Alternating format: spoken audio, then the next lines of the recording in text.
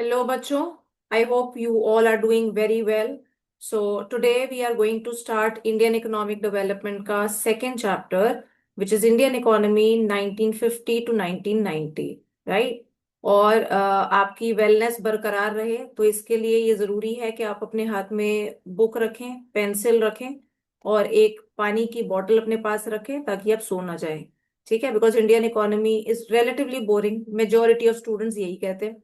So I will not drag the topics, एक ही lecture में इसको पूरा खत्म करने की कोशिश करेंगे। सो आई विल हाईलाइट, जैसे मैंने चैप्टर 1 में किया था, सारे के सारे questions along side. I will make you mark the points. So what we are following is NCERT. जैसे मैंने आपको पहले बताया था, एनसीईआरटी में से ही सीबीएसई का इंडियन इको का पेपर बनता है, right? So that is what is being emphasize every single time. So let's get started with the chapter. तो अब बच्चों, जब शुरुआत में हम बात करते हैं, सारी चीजें ऑब्वियसली अब एक एक लाइन हम यहाँ पे नहीं पढ़ेंगे। As I told you, I focus on the main things. तो एक जिस्ट आपको बिल्कुल शुरुआत में बता देती हूँ। पहले चैप्टर में हमने बात की थी Indian economy on eve of independence, right? So when we got independent in 1947, तो हम पढ़ चुके हैं क्या स्टेट था। We were poor nation, right? We were deprived of the resources. Poverty थी, अनएम्प्लॉयमेंट थी, इंडस्ट्री बिल्कुल जो थी भी वो भी बर्बाद हो चुकी थी। Handicraft industry was all gone. Agriculture sector भी, उसमें चेंजेस लाए गए। कमर्शलाइजेशन की बात हमने की। फूड ग्रेन्स की कमी हो गई थी। We were dependent upon the other nations, right? So primarily US, जिसका रेफरेंस यहाँ पे आएगा सेकंड चैप्टर में। सो गिवन ऑल दिस, जो हमारा था वो भी चला गया, हमारे रिसोर्सेज चले गए, हमारा फॉरेन ट्रेड से भी जो कमाया वो पैसा भी चला गया। So we were totally shattered. So जब ऐसी हालत थी इकोनॉमी की इंडिपेंडेंस के बाद, पहली चीज, कई कई चीजें हमें सोचनी थी, तो पहली चीज जो सोची गई वो ये था कि हम इकोनॉमिक सिस्टम कौन सा फॉलो करें, राइट? सो इकोनॉमिक सिस्टम सबसे पहले यहाँ पे पढ़ेंगे। तीन टाइप्स के इकोनॉमिक सिस्टम की हम यहाँ पे बात करेंगे। So that you will get in the first box, right? So box 2.1, types of economic systems, जिसका आपको थोड़ा सा आइडिया होगा, पहले कहीं सुना पड़ा होगा, right? So one is capitalist economy, right, या मार्केट इकोनॉमी जिसको हम बोलते हैं। दूसरा हमारा आता है सोशलिस्ट इकोनॉमी, ठीक है? The third is the mixed economy system, right, which we are और majority of nations are, right? So India ने भी मिक्स्ड इकोनॉमी अपनाई। तो यहाँ पे देख लेते हैं। हालांकि पेपर के हिसाब से बहुत ज्यादा इंपॉर्टेंट क्वेश्चन नहीं है, बिकॉज बहुत सारी और चीजें हैं इस चैप्टर में जो इंपॉर्टेंट है, but still we'll mark three three points, right? So whatever is given in the NCERT. So सबसे पहले बच्चों यहाँ पे देखेंगे what is a market economy, right? So mark out the points, मैंने यहाँ पे मार्क कर रखे हैं, ठीक है? So in a market economy, also called as capitalist economy or capitalism, only those consumer goods will be produced that are in demand, right? तो जो लोगों को चाहिए सिर्फ वही बनाया जाएगा, और उसके लिए क्या जरूरी है कि जो हम लोगों की सिर्फ परचेजिंग पावर देखेंगे, ठीक है? तो what is in demand only that will be produced. So we are working strictly according to the market forces of demand and supply, right? So only those consumer goods will be produced that are in demand, that is goods that can be sold profitably, जो बिकेगा वही बनाया जाएगा, ठीक है? So यहाँ पे ये पहली चीज आ गई, which we talk about say the central problem, 11th का याद करो तो, ऑफ व्हाट टू प्रोड्यूस, उसकी बात कर रहे हैं, ठीक है? दूसरी चीज, दूसरा एस्पेक्ट, बनाएंगे कैसे? So I have written this down over here, because जो यहाँ पे they were just talking about labour is cheaper than capital, right? ये वाला line, so they were just giving example. So I have written one statement over here, इसको आप note down कर लें। तो बनाएंगे कैसे? उस टेक्निक से जिससे सबसे ज्यादा प्रॉफिट होगा, बिकॉज जब हम कैपिटलिस्ट इकोनॉमी या मार्केट इकोनॉमी की बात करते हैं, तो market force of demand and supply prevail, right, in a system which works for profit, ठीक है? तो प्रॉफिट मतलब, प्रॉफिट मैक्सिमम तब होगा जब कॉस्ट मिनिमम होगी, राइट? सो सेकेंड पॉइंट में आप नोट डाउन कर लें, that technique will be used which minimizes cost, right? और ऐड करना चाहो यहाँ पे कर सकते हो, and thereby maximizes profit, ठीक है? thereby maximizes profit. I hope we are clear with this, ठीक है? तीसरा part, so third point, in a capital society goods produced are distributed among people not on the basis of what people need but on the basis of purchasing power, जो मैंने भी first point में कहा। तो जो goods बनाए हैं वो डिस्ट्रीब्यूट कैसे करे जाएंगे, फॉर whom टू प्रोड्यूस, जो आपने 11th में पढ़ा था, राइट? सो किसको दिए जाएंगे, amongst whom they will be distributed, जिनमें खरीदने की क्षमता होगी, right? Those who have the purchasing power और the buying capacity. So ability to buy goods and services. ठीक है, सो जिसके पास परचेजिंग पावर है उसको दिए जाएंगे, बनाए उनके लिए जाएंगे, और market forces prevail and decide what goods will be produce. So जिनकी डिमांड होगी वो प्रोड्यूस किए जाएंगे. कैसे प्रोड्यूस किए जाएंगे? For maximization of profit. ठीक है, so that technique will be chosen. I hope we are clear with the 3 points of market economy और अ कैपिटलिस्ट इकोनॉमी जो हमने मार्क किए. ठीक है, अब आ जाओ. तो यहाँ पे अगर एग्जाम्पल की बात करें, so classic examples which are given is say US, right? So US economy is the market economy. Even say UK, right? So even आप यहाँ पे ऐड कर सकते हो सिंगापुर. ठीक है, so they primarily work for profit, right? Next, socialism और socialist economy. अब सोशलिस्ट इकोनॉमी क्या है? इसकी बिल्कुल उल्टा. सो मार्केट इकोनॉमी या कैपिटलिस्ट में बोला it's only for profit, driven by profit, right? So market forces काम करेंगे as a name suggest. Socialist economy में we are working for primarily say the social welfare. तो यहाँ पे बात आ जाएगी कि यहाँ पे डिसाइड कौन करेगा, डिसीजन मेकिंग किसकी होगी? मार्केट फोर्सेस की नहीं होगी बल्कि गवर्नमेंट की होगी. ठीक है, तो रिसोर्सेज भी मेनली गवर्नमेंट डिसाइड करेगी कैसे यूज करने हैं, राइट? यहाँ पे उनके लिए सिर्फ नहीं बनाया जाएगा जिनके पास परचेजिंग पावर है, बल्कि उनके लिए बनाया जाएगा जिनको जरूरत है. ठीक है, जिसको गवर्नमेंट सोचती है कि उनको जरूरत है, they need it, right? So let us mark out the points over this socialist economy. So पहला पॉइंट यहाँ पे देखेंगे. In a socialist society the government decides what goods are to be produced in accordance with the needs of society. ठीक है, तुमने यही बात की. मार्केट फोर्सेस नहीं गवर्न करेंगे, नहीं डिसाइड करेंगे. However, it will be decided by the government. ठीक है. Point number 2. The government decides how goods are to be produced. So technique भी कौन चूज करेगा? गवर्नमेंट करेगी. ठीक है, and how they should be distributed. So produce कैसे करने हैं, डिस्ट्रीब्यूट कैसे करने हैं, किनको करने हैं, everything is decided by the government. ठीक. So distribution amongst, third point, distribution under socialism is supposed to be based on what people need, right? इसी की अभी हमने बात की, and not on what they can afford to purchase. ठीक है, तो अफोर्डेबिलिटी या परचेजिंग पावर मार्केट इकोनॉमी में आती है. जो खरीद पाएगा उसके लिए बनाएंगे, उसको डिस्ट्रीब्यूट करेंगे. However when we talk about the socialist economy, यहाँ पे जिसको जरूरत है, whom the government thinks that person needs a particular commodity, उनके लिए बनाए जाएंगे, ना कि जिनमें खरीदने की क्षमता है, those who have the purchasing power, right? I hope you are clear with this.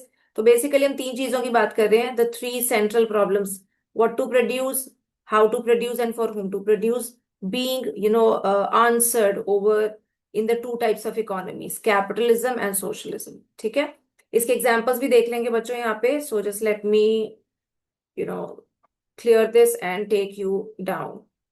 So mark out the examples. Cuba and China. ठीक है, for example most of the economic activities are governed by the socialistic principles. ठीक है, next हम आते हैं जो हमारी economy है, mixed economy, right? So mixed economy क्या होती है? As a name suggest, it's a mixture of both where the private and the public sector, the government को एग्जिस्ट. ठीक है, सो यहाँ पे डेफिनेशन मार्क कर लेंगे. So in a mixed economy the market will provide whatever goods and services it can produce well. तो market forces जो बना सकते हैं according to the way they function. ठीक है, तो according to the profitability aspect, right? So whatever they can produce they will produce, and the government will provide the essential goods and services which the market fails to do.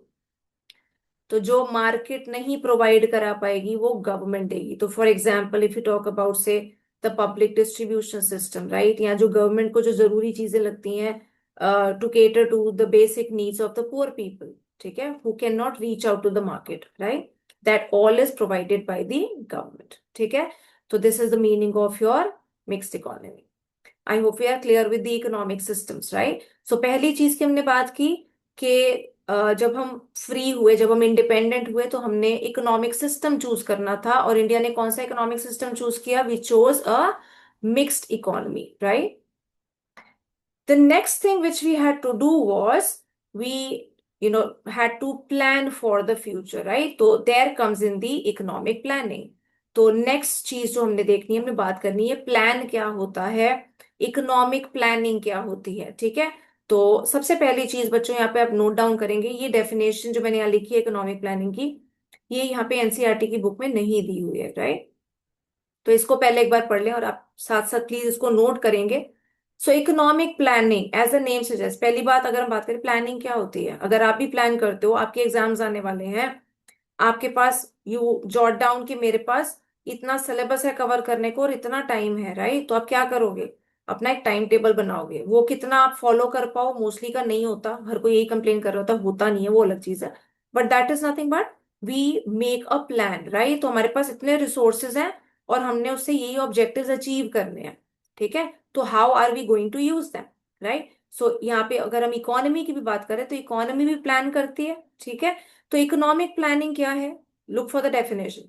It means utilization of utilization of country's resources, right? ठीक है, in different development activities in accordance with the national priorities. National priorities मतलब जो हमारे objectives हैं, जो goals हैं, जो हमने अचीव करने हैं, which might change from time to time. तो हम क्या अचीव करना चाह रहे हैं, पहले हमने वो देखना है। और उसके लिए जो एक्टिविटीज, जो भी प्राइमरली लाइक प्रोडक्शन जो करने की जरूरत है, जो भी हमें बनाना है, सो we need to see what or how we have to utilize our resources, right? Because resources हमारे limited है, तो we have to have a optimum utilization of them, ठीक? So utilization of countries resources in different development activities in accordance with the development national priorities, right? So economic planning की definition आपको पता होनी चाहिए। So this is the definition which you can learn, right? अब अगली चीज, plan क्या है, जो हमने यहीं पे बात करी। प्लान हमें क्या बताता है? Plan spells out how the resources of a nation should be put to use, ठीक है? तो प्लान हमें यही बताएगा कि हम अपने रिसोर्सेज को किस हिसाब से इस्तेमाल करें विदाउट वेस्टिंग देम, राइट? सो हमारे गोल्स होते हैं किसी भी प्लान के, जो हमने ऊपर नेशनल प्रायोरिटीज भी बोला, तो they are nothing but the objectives और गोल्स। सो दो किस्म के गोल्स हैं, जनरल गोल्स जिसके बारे में आप पढ़ेंगे अभी नीचे, and specific objectives, right? So जो हमारे specific objectives हैं, so according to these goals, the general and the specific objectives, we have two different types of plans, right? So 5 year plans जो आपने वैसे भी सुन रखा होगा, ठीक है? So 5 year plans हमारे कुछ specific objectives के अराउंड होते हैं, they are short term plans. Long term plans which primarily cater to the bigger things, the general goals per se and other aspects. So वो हमारे 20 year के plans हैं, ठीक है, जिसको हम पर्सपेक्टिव प्लान बोलते हैं। तो यहाँ पे थोड़ी सी टर्मिनोलॉजीज हैं, बहुत ज्यादा याद नहीं करना है, टर्म्स पता होनी चाहिए। So we have general goals, we have specific objectives, right? So 5 year plans, ठीक है? So in India plans were of 5 years, right, duration, which we called as 5 year plans, borrowed from, so this idea was borrowed from the Soviet Union. तो हमने जो हमारे first prime minister थे पंडित नेहरू, उन्होंने socialism, he was quite impressed by socialism which was being followed in the Soviet Union. So वहां से ये वाला आइडिया उन्होंने उठाया था, ठीक है? So if you talk about the 5 year plans, right, जो हमने कहा, so they are the short term plans, ठीक है? However, when we talk about the plans which cater to a longer duration, they are, spanned over a period of 20 years, right? जिसको हम बोलते हैं perspective plan, ठीक है? सो सिर्फ ये टर्म्स बेसिक आपको याद रखनी है, राइट? बाकी प्लान की डेफिनेशन जो हमने ऊपर मार्क की, ठीक? Now moving next, just a small thing, right? हालांकि काफी लॉजिकल है, इस पे क्वेश्चन एक्सपेक्ट करना from a CBSE view point is not likely, ज्यादा चांसेस नहीं है इस पे क्वेश्चन आने के, बट क्योंकि एनसीईआरटी के बॉक्स में दे रखा है तो हम इसको पढ़ेंगे जरूर, ठीक है? तो next thing is over here, so यहाँ पे हम बात करेंगे कि सारे जो हमारे जो गोल्स हैं उनकी जो इम्पोर्टेंस है, जो वेटेज है, वो बराबर नहीं है, दैट इज फॉर श्योर। तो अगर मैं इंडिया के केस में कहूँ, जो हमारा फर्स्ट 5 ईयर प्लान था when we got independent, right, हमने अपनी नेशनल प्लानिंग जो इकोनॉमिक प्लानिंग थी, हमने अपनी प्लानिंग एक्सरसाइज शुरू करी 1950, राइट। प्राइमरली पहला जो प्लान था 1951 से। सो 1950 में प्लानिंग कमीशन एस्टैब्लिश की गई। 51 से 56 तक हमारा फर्स्ट 5 ईयर प्लान था। और पहला जो 5 ईयर प्लान था उसका मेजर जो फोकस था, focus area was on agriculture. Because obvious सी बात है, हम पहले अपनी जो खाने की नीड है, जो फूड की नीड है, उसको सेटिस्फाई करना ज्यादा जरूरी है, given the setback for the agriculture. Second 5 year plan का major focus was on industry, right. तो वी थॉट ऑफ कि इंडस्ट्रियलाइजेशन को पुश देना जरूरी है अगर हमें ग्रोथ चाहिए, ठीक है। तो यहीं पे हम यहाँ इसी चीज की बात करने वाले हैं। सो एक बार यहाँ पे पढ़ो, then I make you mark just 2-3 lines. So it will be unrealistic to expect all the goals of a plan to be given equal importance in all the plans, right? So mark कर लो इसको. Unrealistic that all the goals of a plan will be given equal importance in all the plans. That is not possible. In fact, the goals may actually be in conflict. ठीक है। तो conflict की अगर बात करें, यहाँ पे आपको एग्जांपल दे रहे हैं, तो एग्जांपल ये याद कर लेना। For example, the goal of introducing modern technology may be in conflict with the goal of increasing employment, right. Do we agree? आजकल के टाइम में अगर बात करो, एआई का जब जमाना हम बोल रहे हैं, राइट, तो एआई के दौर में क्या हो रहा है? So because of this new technology many job cuts are happening, right. So this is a classic example which they are also giving. सो modern technology का goal will be in conflict with the goal of increasing employment if technology reduces the need for labor, ठीक है। So goals might be conflicting as well, right? So the planners have to balance the goals, which is a difficult job. So we find different goals being emphasized in different plans in India, ठीक है। तो हर plan का focus या जो objective है, जो गोल area है, वो डिफरेंट होता है, given what is the priority, right.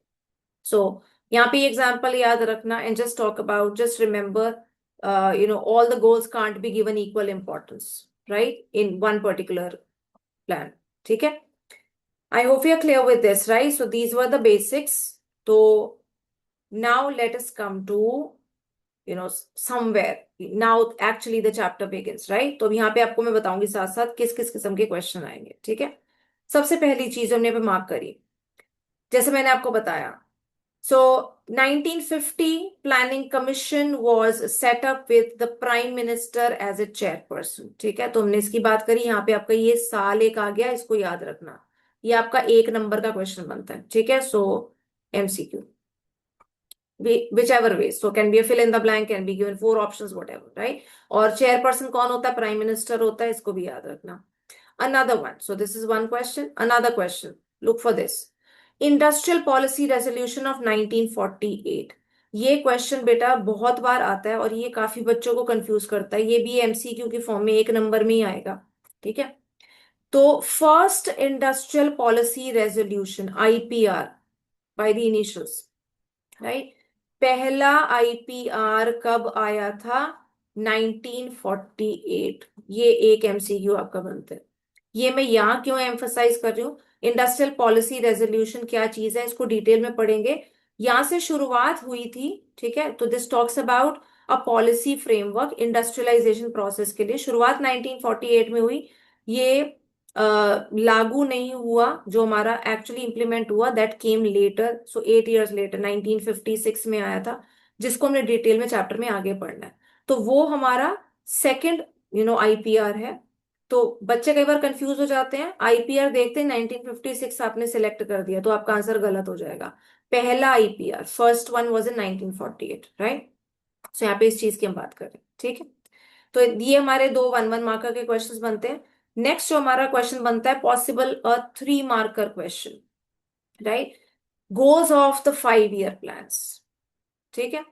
सब जब गोल्स की बात करते हैं तो हमारे 4 गोल्स हैं ब्रॉडली जो हमें स्टडी करने हैं। So goals of the 5 year plans were growth, modernization, self reliance and equity, right. और यहाँ पे एक चीज बच्चों नोट कर लेना, एक गोल जरूरी नहीं है 3 या 4 पूछे जाएंगे, एक गोल 3 नंबर के क्वेश्चन में पूछा जा सकता है, ठीक है। So let us go through them one by one and I'll make you mark three points, every particular goal. ठीक है। तो पहला गोल बात हम करते हैं ग्रोथ की, ग्रोथ और दी इकोनॉमिक ग्रोथ, राइट। तो इकोनॉमिक ग्रोथ क्या होती है? Increase in GDP. तो उसी को हम सबसे पहला पॉइंट लिखेंगे, राइट। ये आपने पहले भी पढ़ रखा है। तो economic growth is nothing but measured by increase in the GDP, right. और जीडीपी क्या होता है? GDP is nothing but the market value of goods and services, ठीक है। तो जो नेशनल इनकम में पढ़ चुके हैं। So when we talk about increase in GDP तब होगा जब प्रोडक्शन बढ़ेगी, ठीक है। और प्रोडक्शन कब बढ़ेगी? प्रोडक्शन तब बढ़ेगी जब प्रोडक्टिव कैपेसिटी बढ़ेगी या प्रोडक्टिव कैपिटल बढ़ेगी, ठीक है। So capacity increases, right. तो कैपिटल मतलब nothing but my machines, right. So machinery बढ़ेगी, इन्वेस्टमेंट बढ़ेगी, तो हमारी प्रोडक्टिव कैपेसिटी बढ़ेगी, production will rise and the GDP will increase, thereby leading to economic growth, ठीक है। तो यहाँ सेकेंड और थर्ड पॉइंट आपको नजर आ रहा होगा। पहला point is given ahead, so let me just take you over there, फिर उस पर वापस आएंगे, ठीक है। तो पहला पॉइंट यहाँ पे बच्चों मार्क कर लेना, नेक्स्ट पेज पे आपको मिलेगा। So just look over here, I have marked it. First point point form में लिखेंगे 3 पॉइंट्स। पहला पॉइंट यहाँ पे देखो, so economic growth refers to करके कर लेना इसको, refers to a steady increase in the gross domestic product, right. You can even add further which is the market value of all the goods and services produced in a country during a year, ठीक है। तो ये हमारा पहला point बन गया जहां पे हमने बात की इंक्रीज इन जीडीपी, ठीक। अब वापस चलते हैं अपना दूसरा और तीसरा पॉइंट देखने। सो सेकंड पॉइंट आपके सामने है, मार्क करेंगे यहाँ पे second point. So it refers to increase in the country's capacity to produce the output of goods and services within the country, ठीक है। तुमने बात की थी प्रोडक्टिव कैपेसिटी की, राइट।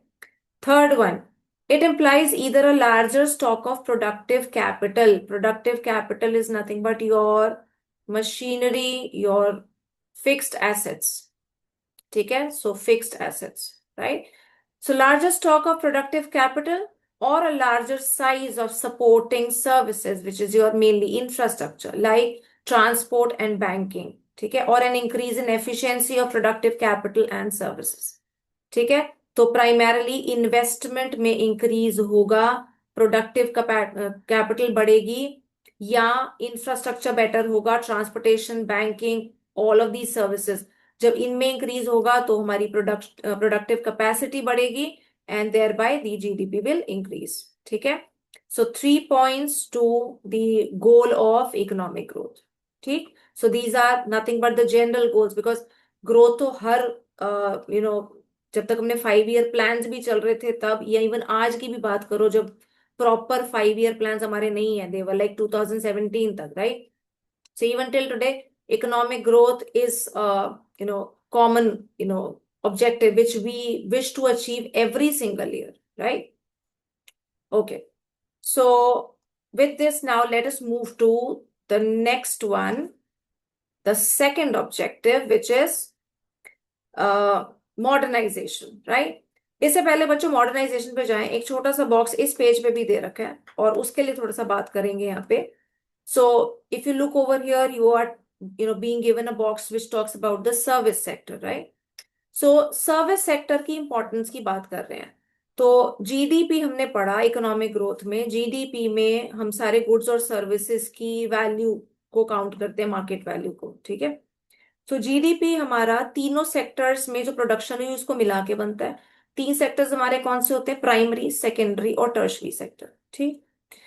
जब इनके कंट्रीब्यूशन में बदलाव आता है, ठीक है, तीनों सेक्टर्स का कंट्रीब्यूशन अलग अलग है, जब इनके कंट्रीब्यूशन में बदलाव आता है तो उसको बोलते हैं स्ट्रक्चरल चेंज, ठीक है। या जो तीनों सेक्टर्स कंट्रीब्यूट कर रहे हैं, that is nothing but the sectoral contribution और structural composition of GDP. But when it changes, change कब होगा? अगर हम बात करें जब इंडिया इंडिपेंडेंट हुआ, फर्स्ट चैप्टर याद करो, आप पढ़ चुके हो, agriculture was the main economic activity, ठीक है। एग्रीकल्चर में मेजोरिटी पॉपुलेशन थी, उसी में फोकस ज्यादा था। Industrial services were totally at the back seat, right? तो जब शुरुआत होगी किसी भी कंट्री की तो एग्रीकल्चर का कंट्रीब्यूशन जीडीपी में ज्यादा होगा, but as the development proceeds, जब कंट्री डेवलप करती है तो ऑब्वियस सी बात है, जो पैटर्न देखा गया है, there is a gradual shift from agriculture to industry to services, ठीक है? हालांकि इंडिया के केस में खास तौर से ये देखा गया कि डेवलपमेंट में there was just a jump from agriculture to services, right? उसी की बात यहाँ पे करेंगे, उसके लिए will refer to the box. तो यहाँ पे एक लाइन पहले आप मार्क करें, the contribution, the contribution made by each of the sectors, right? Each sector makes up structural composition of the economy, ठीक है? तो सेक्टोरल कॉम्पोजिशन या structural composition of the economy, right? क्योंकि सेक्टर्स के contribution की हम बात कर रहे हैं। Now let me take you to the box, right? So यहाँ पे देखो, so as a country develops it undergo structural change. क्या स्ट्रक्चरल चेंज है, इस पे क्वेश्चन बन सकता है, राइट?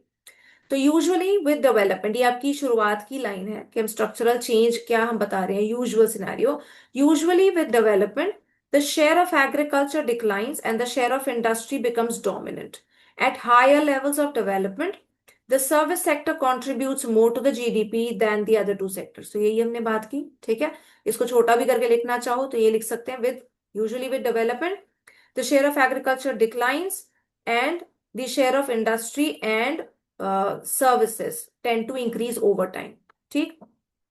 However, इंडिया के केस में क्या हुआ? सो उसके लिए 3 पॉइंट्स आपके सामने है। First point, in India the share of agriculture in the GDP was more than 50%, right? As we would expect for a poor country, ठीक है? तो जो एग्रीकल्चर का शेयर है वाज मोर देन 50%, ठीक? अब नाउ द सिचुएशन इज, हालांकि बिल्कुल अभी की बात यहाँ पे नहीं भी कर रहे हम, we are focusing till 1990, this situation changed, ठीक है? और आज के टाइम में more than 50% is being contributed by the services sector. तो point number 2, but by 1990 the share of the service sector was 40.59%, more than that of agriculture or industry, like what we find in developed nations. So industrialization process उस तरीके से India में नहीं हुआ, mainly it was a complete jump from a shift from agriculture to services, ठीक? तीसरा point, this phenomenon of growing share of the service sector was accelerated in the post 1991 period, right? जिसकी बात हम तीसरे chapter में करेंगे, LPG reforms के साथ, जो इकोनॉमिक रिफॉर्म्स 1991 में आए, ठीक है? So are we clear with the structural change, right? So sectoral composition क्या है, ठीक है? सेक्टोरल या स्ट्रक्चरल कॉम्पोजिशन, जो हमने भी नीचे पढ़ा, ठीक है? सो what is that we talked about, right? So this is nothing but the contribution of each of the sectors in the economy or in the GDP, right? और डेवलपमेंट के साथ वो किस तरीके चेंज होता है किसी भी नॉर्मल डेवलप्ड कंट्री के लिए, वो हमने बात की। However for India what change has been has happened from 1950 to 1990, we have talked about that, right? So this is one possible question, maximum for 3 marks, ठीक है? So I hope we are clear with this, right, so far. So now बच्चों, moving over to the next goal, which is modernization. तो modernization हमें नाम से क्या पता चल रहा है? modernization, पहली चीज जो हमारे दिमाग में आती है वो होती है टेक्नोलॉजी, ठीक है? तो टेक्निकल नो हाउ अपनी बढ़ाना। तो सबसे पहले यहाँ पे देखो, जो यहाँ पे भी आपको basic, I'll make you mark 2-3 points, right? So point number 1, what is the definition of modernization? Adoption of new technology is called modernization, ठीक है? इसी अब शुरुआत में कह रहे हैं, हालांकि ये कंप्लीट नहीं है, but still just to begin with, adoption of new technology is modernisation, right? Modernisation हमें चाहिए क्यों, क्या करेंगे मॉडर्नाइजेशन का? तो अगर टेक्नोलॉजी इस्तेमाल करेंगे तो ऑब्वियस सा एम हमारा क्या है, अपनी प्रोडक्शन को बढ़ावा देना, ठीक है? तो उसके लिए मार्क करें यहाँ पे point number 2, so that is right in front of you, to increase the production of goods and services, right? So to increase the production of goods and services, the producers have to adopt new technology, नई मशीनें आएंगी, नई techniques आएंगी, will be in a better position to produce more. For example, example बच्चों यहाँ पे जरूर देंगे। For example, a farmer can increase the output on the farm by using new seed varieties instead of the old ones, right. तो आगे आप पढ़ोगे इसके बारे में, पर everybody knows HYV seeds, high yielding variety of seeds, जो आप पहले पढ़ चुके हो, ठीक है। तो नई सीड्स इस्तेमाल करेगा या नई मशीनरी इस्तेमाल करेगा तो क्या होगा, उसका आउटपुट ज्यादा होगा, ठीक है। या आप एक फैक्ट्री का एग्जांपल यहाँ पर डाल सकते हो, एक एग्जांपल जरूर लिखना पेपर में। Similarly, a factory can increase output by using a new type of a machine, ठीक है। So I hope you are clear with these 2 points. Point number 3 इसके नेक्स्ट आपको मिलेगा। So point number 3, just mark over here, ये वाला जो मैंने लिखा है ना, पॉइंट नंबर 3, ठीक है, बिकॉज यहाँ पे एक दूसरा क्वेश्चन भी आएगा। So, point number 3 says, it also means, I hope you are able to understand, I've written over here, it also means changes in the social outlook, such as the recognition that women should have the same rights as men, right? तो technology एक front है कि modernisation की हम बात कर रहे हैं, बट अगर हम बोले modernisation, we are even talking about modern outlook as well, right. तो हम ये ना सोचें कि जो फीमेल्स हैं वो सिर्फ घर का काम करने के लिए ही हैं या वो बाहर नहीं काम कर सकती। They are also capable enough, they can be educated, they can be skilled, they can also work in the same jobs as the men do, right. तो थर्ड पॉइंट यहाँ पे हम सोशल आउटलुक की बात कर रहे हैं अपार्ट फ्रॉम द टेक्नोलॉजी, ठीक है। तो तीसरा पॉइंट बच्चों ये वाला मार्क कर लेना। I hope you are clear with this, right. और इसी तीसरे पॉइंट को उठा के, तो अभी जो हमने 3 पॉइंट्स बात की जिनके बारे में, they were talking about the modernisation as a goal, right. तो ये 3 पॉइंट्स आपको काम आएंगे अगर 3 नंबर का क्वेश्चन मॉडर्नाइजेशन के ऊपर आए। But with this point of change in the social outlook, we can get a separate question, ठीक है। तो यहाँ पे मैंने मार्क किया है, you can get a separate question। Line देखो यहाँ पे, एनसीईआरटी की लाइन उठा के भी क्वेश्चन बन सकते हैं। Modernization does not refer only to the use of new technology। अगर मैं यही लाइन आपको उठा के दे दूं, modernisation does not refer only to the use of new technology, quotation में, ठीक है, तो कोटेशन मार्क्स में। And I ask you, do you agree, explain और जस्टिफाई योर आंसर, 3 नंबर में। तो definitely we agree with this, right? तो modernization does not only refer to the change or a use of new technology, it also refers to, जो भी हमने बात की, it also refers to changes in the social outlook, right? So यहीं पे आपका answer दूसरा वाला भी बनेगा, ठीक है। तो अगर ये वाला लाइन उठा के आपको क्वेश्चन दे दिया जाए, which I have marked over here, so 3 points to this question as well.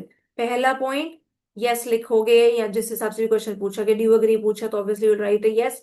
उसके बाद, so it also means changes in social outlook such as recognition that women should have the same rights as men, point number 1.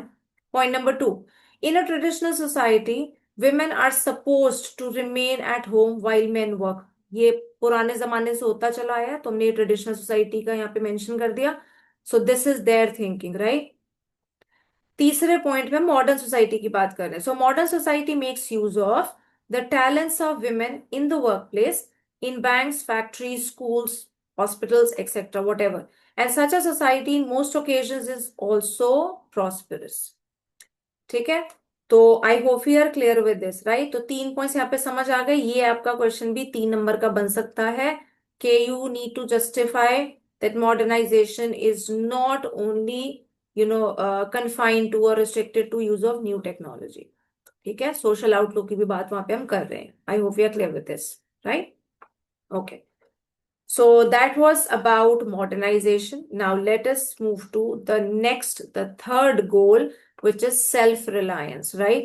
जो शुरुआत में पहले 7 सालों में हमारे लिए बहुत ज्यादा इंपॉर्टेंट था, आज दिन तक भी हम बात करते हैं। अगर आप देखो तो our prime minister even till today talks about Aatmanirbhar Bharat. हम जो बोलते हैं, तो आत्मनिर्भरता क्या है? That is nothing but self reliance, ठीक है।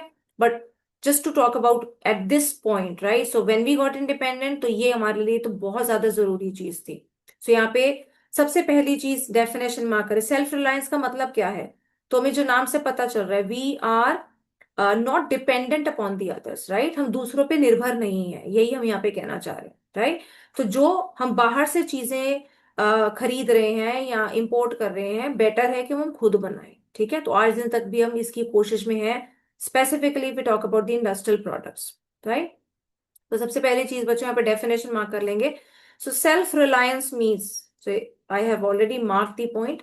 पहला पॉइंट यहाँ पे आपको मिल रहा होगा, self reliance means avoiding imports of those goods which could be produced domestically, right? So let me show you the next page. So which can be produced domestically लिखो या in India itself, one and the same thing, ठीक है। तो ये आपका बन गया पहला point, which is nothing but the meaning of self reliance, right? यहाँ पे एक चीज आप ये भी क्लियर कर दूंगी, again like for a 1 mark का क्वेश्चन, या वैसे भी पता होना चाहिए। The first 7 5 year plans, right, gave importance to self reliance. तो शुरुआत का जो दौर था, ऑब्वियस सी बात है, बहुत ज्यादा जरूरत थी हमें सेल्फ रिलायंस की, तो पहले 7 5 year प्लान्स का फोकस था, ठीक। Point number two, आपके सामने अब second one.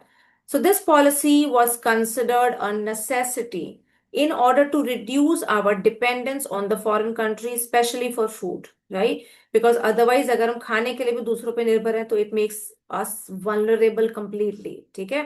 तो this was self-reliance was of utmost importance. Point number three.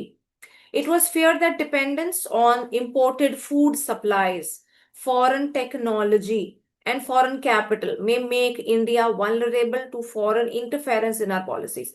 Obviously बात है, अगर हम दूसरे देशों पे निर्भर रहेंगे, उनसे हमने मेजॉरिटी चीजें खरीदनी है, तो यहाँ पे उसका चीज बात नहीं आ रही, but still we are losing out our on the foreign exchange as well, right.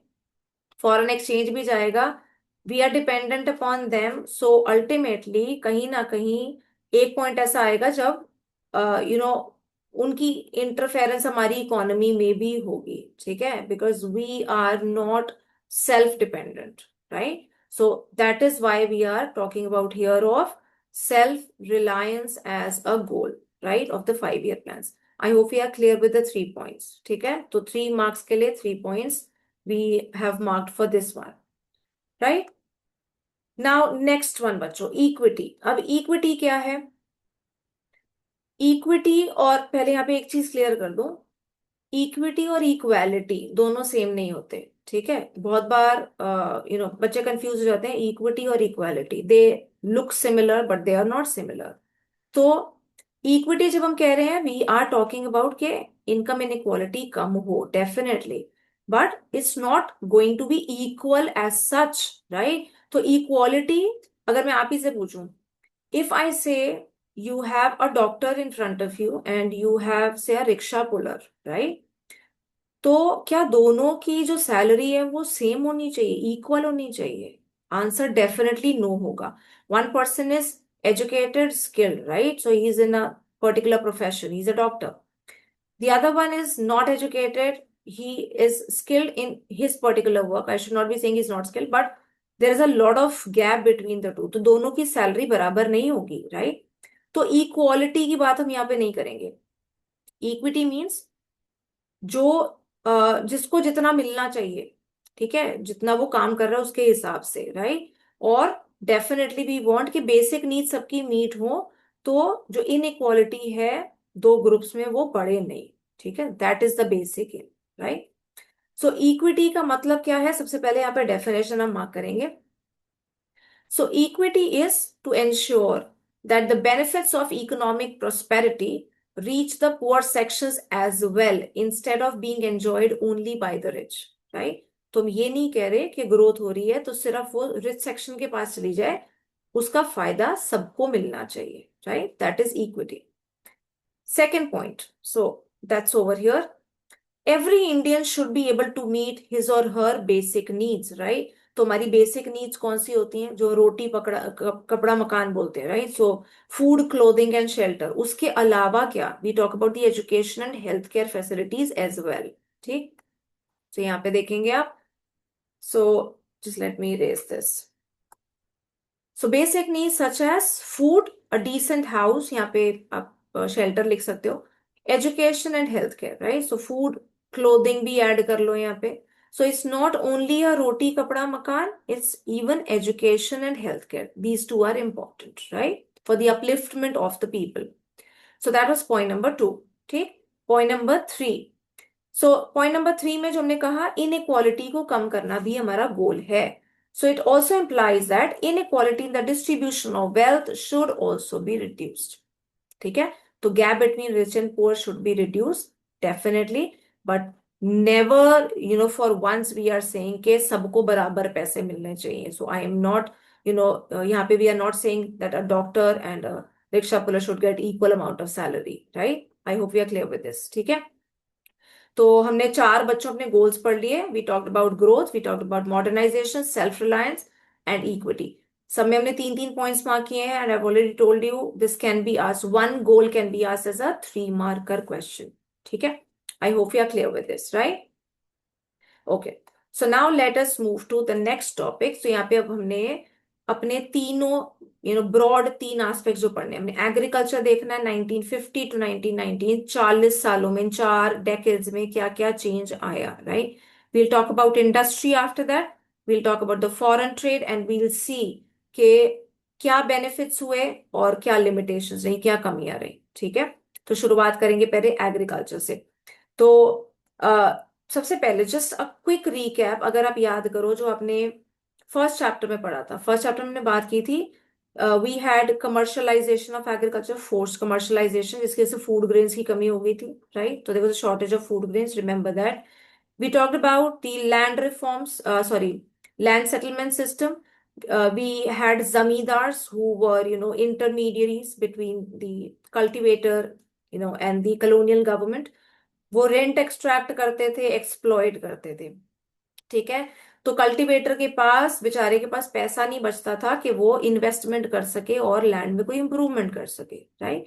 अब उन सारी चीजों को ध्यान रखते हुए यहाँ पे हम बात करेंगे कि क्या क्या सुधार लाए गए, क्या चेंजेस लाए गए एग्रीकल्चर में। ठीक है, so we will talk about first as the first thing over here, the improvement in agriculture is the land reforms, or also called as institutional reforms, right? So यहाँ पे जैसे क्वेश्चन मैंने एक लिखा है, डिस्कस द लैंड रिफॉर्म्स और institutional reforms introduced in India, right? तो we will study them in greater detail, we'll talk about their benefits, we'll talk about their limitations as well. तो शुरुआत पहले करते हैं। यहाँ पे आपको एनसीईआरटी में सिर्फ लैंड रिफॉर्म्स का नाम दिखेगा, पर इंस्टीट्यूशनल रिफॉर्म्स भी बच्चों पता होना चाहिए। ठीक है, तो उसकी बात करेंगे कि what does this mean. So equity, यहाँ पे देखो मेन सारी चीजें मैंने अंडरलाइन करी हैं। तो equity in agriculture called for land reforms, right? तो अभी हमने इक्विटी का गोल पढ़ा, तो उसके लिए क्या जरूरी है? Land reforms. अब लैंड रिफॉर्म्स होते क्या हैं, उसकी डेफिनेशन मार्क करें। So land reforms refer to change in the ownership of land holdings. इससे आपको याद आएगा जब हमने बात की थी जमींदारी सिस्टम जब था, तो जो ओनर है वो जो कल्टीवेटर है वो ओनर नहीं था, राइट? और उसी की वजह से सारी की सारी मुसीबत थी, सारी प्रॉब्लम थी एग्रीकल्चर में। So when we are talking about land reform और institutional reform, we are changing the institutional setup of agriculture, right? So what we are aiming for, जो कल्टीवेटर है, जो फार्मर है, जो टिलर है सॉइल का, उसी को ओनर बनाया जाए। तो हम यहाँ पे यही कह रहे हैं, land reforms refer to change in the ownership of land holdings, right? तो ये हमारा हो गया डेफिनेशन। ठीक है, तो अब दो किस्म के लैंड रिफॉर्म्स इंट्रोड्यूस करे गए जो हमने एनसीईआरटी के हिसाब से पढ़ने हैं। फर्स्ट इज, जो मैंने यहाँ पे लिखा है, abolition of intermediaries, and the second one is the land ceiling, right? तो अबॉलिशन ऑफ इंटरमीडियरीज और जमींदार्स, तो पॉइंट यहाँ पे मार्क कर लें। तो जमींदार हमें पता है, इंटरमीडियरीज वो क्या कर रहे थे, उन्होंने एक वेज क्रिएट कर दिया था कल्टीवेटर और ओनर में। उसको हटाना यहाँ पे जरूरी था, बिकॉज हमने जो कल्टीवेटर है उसको ओनर बनाना है। ठीक है, तो mark the point over here.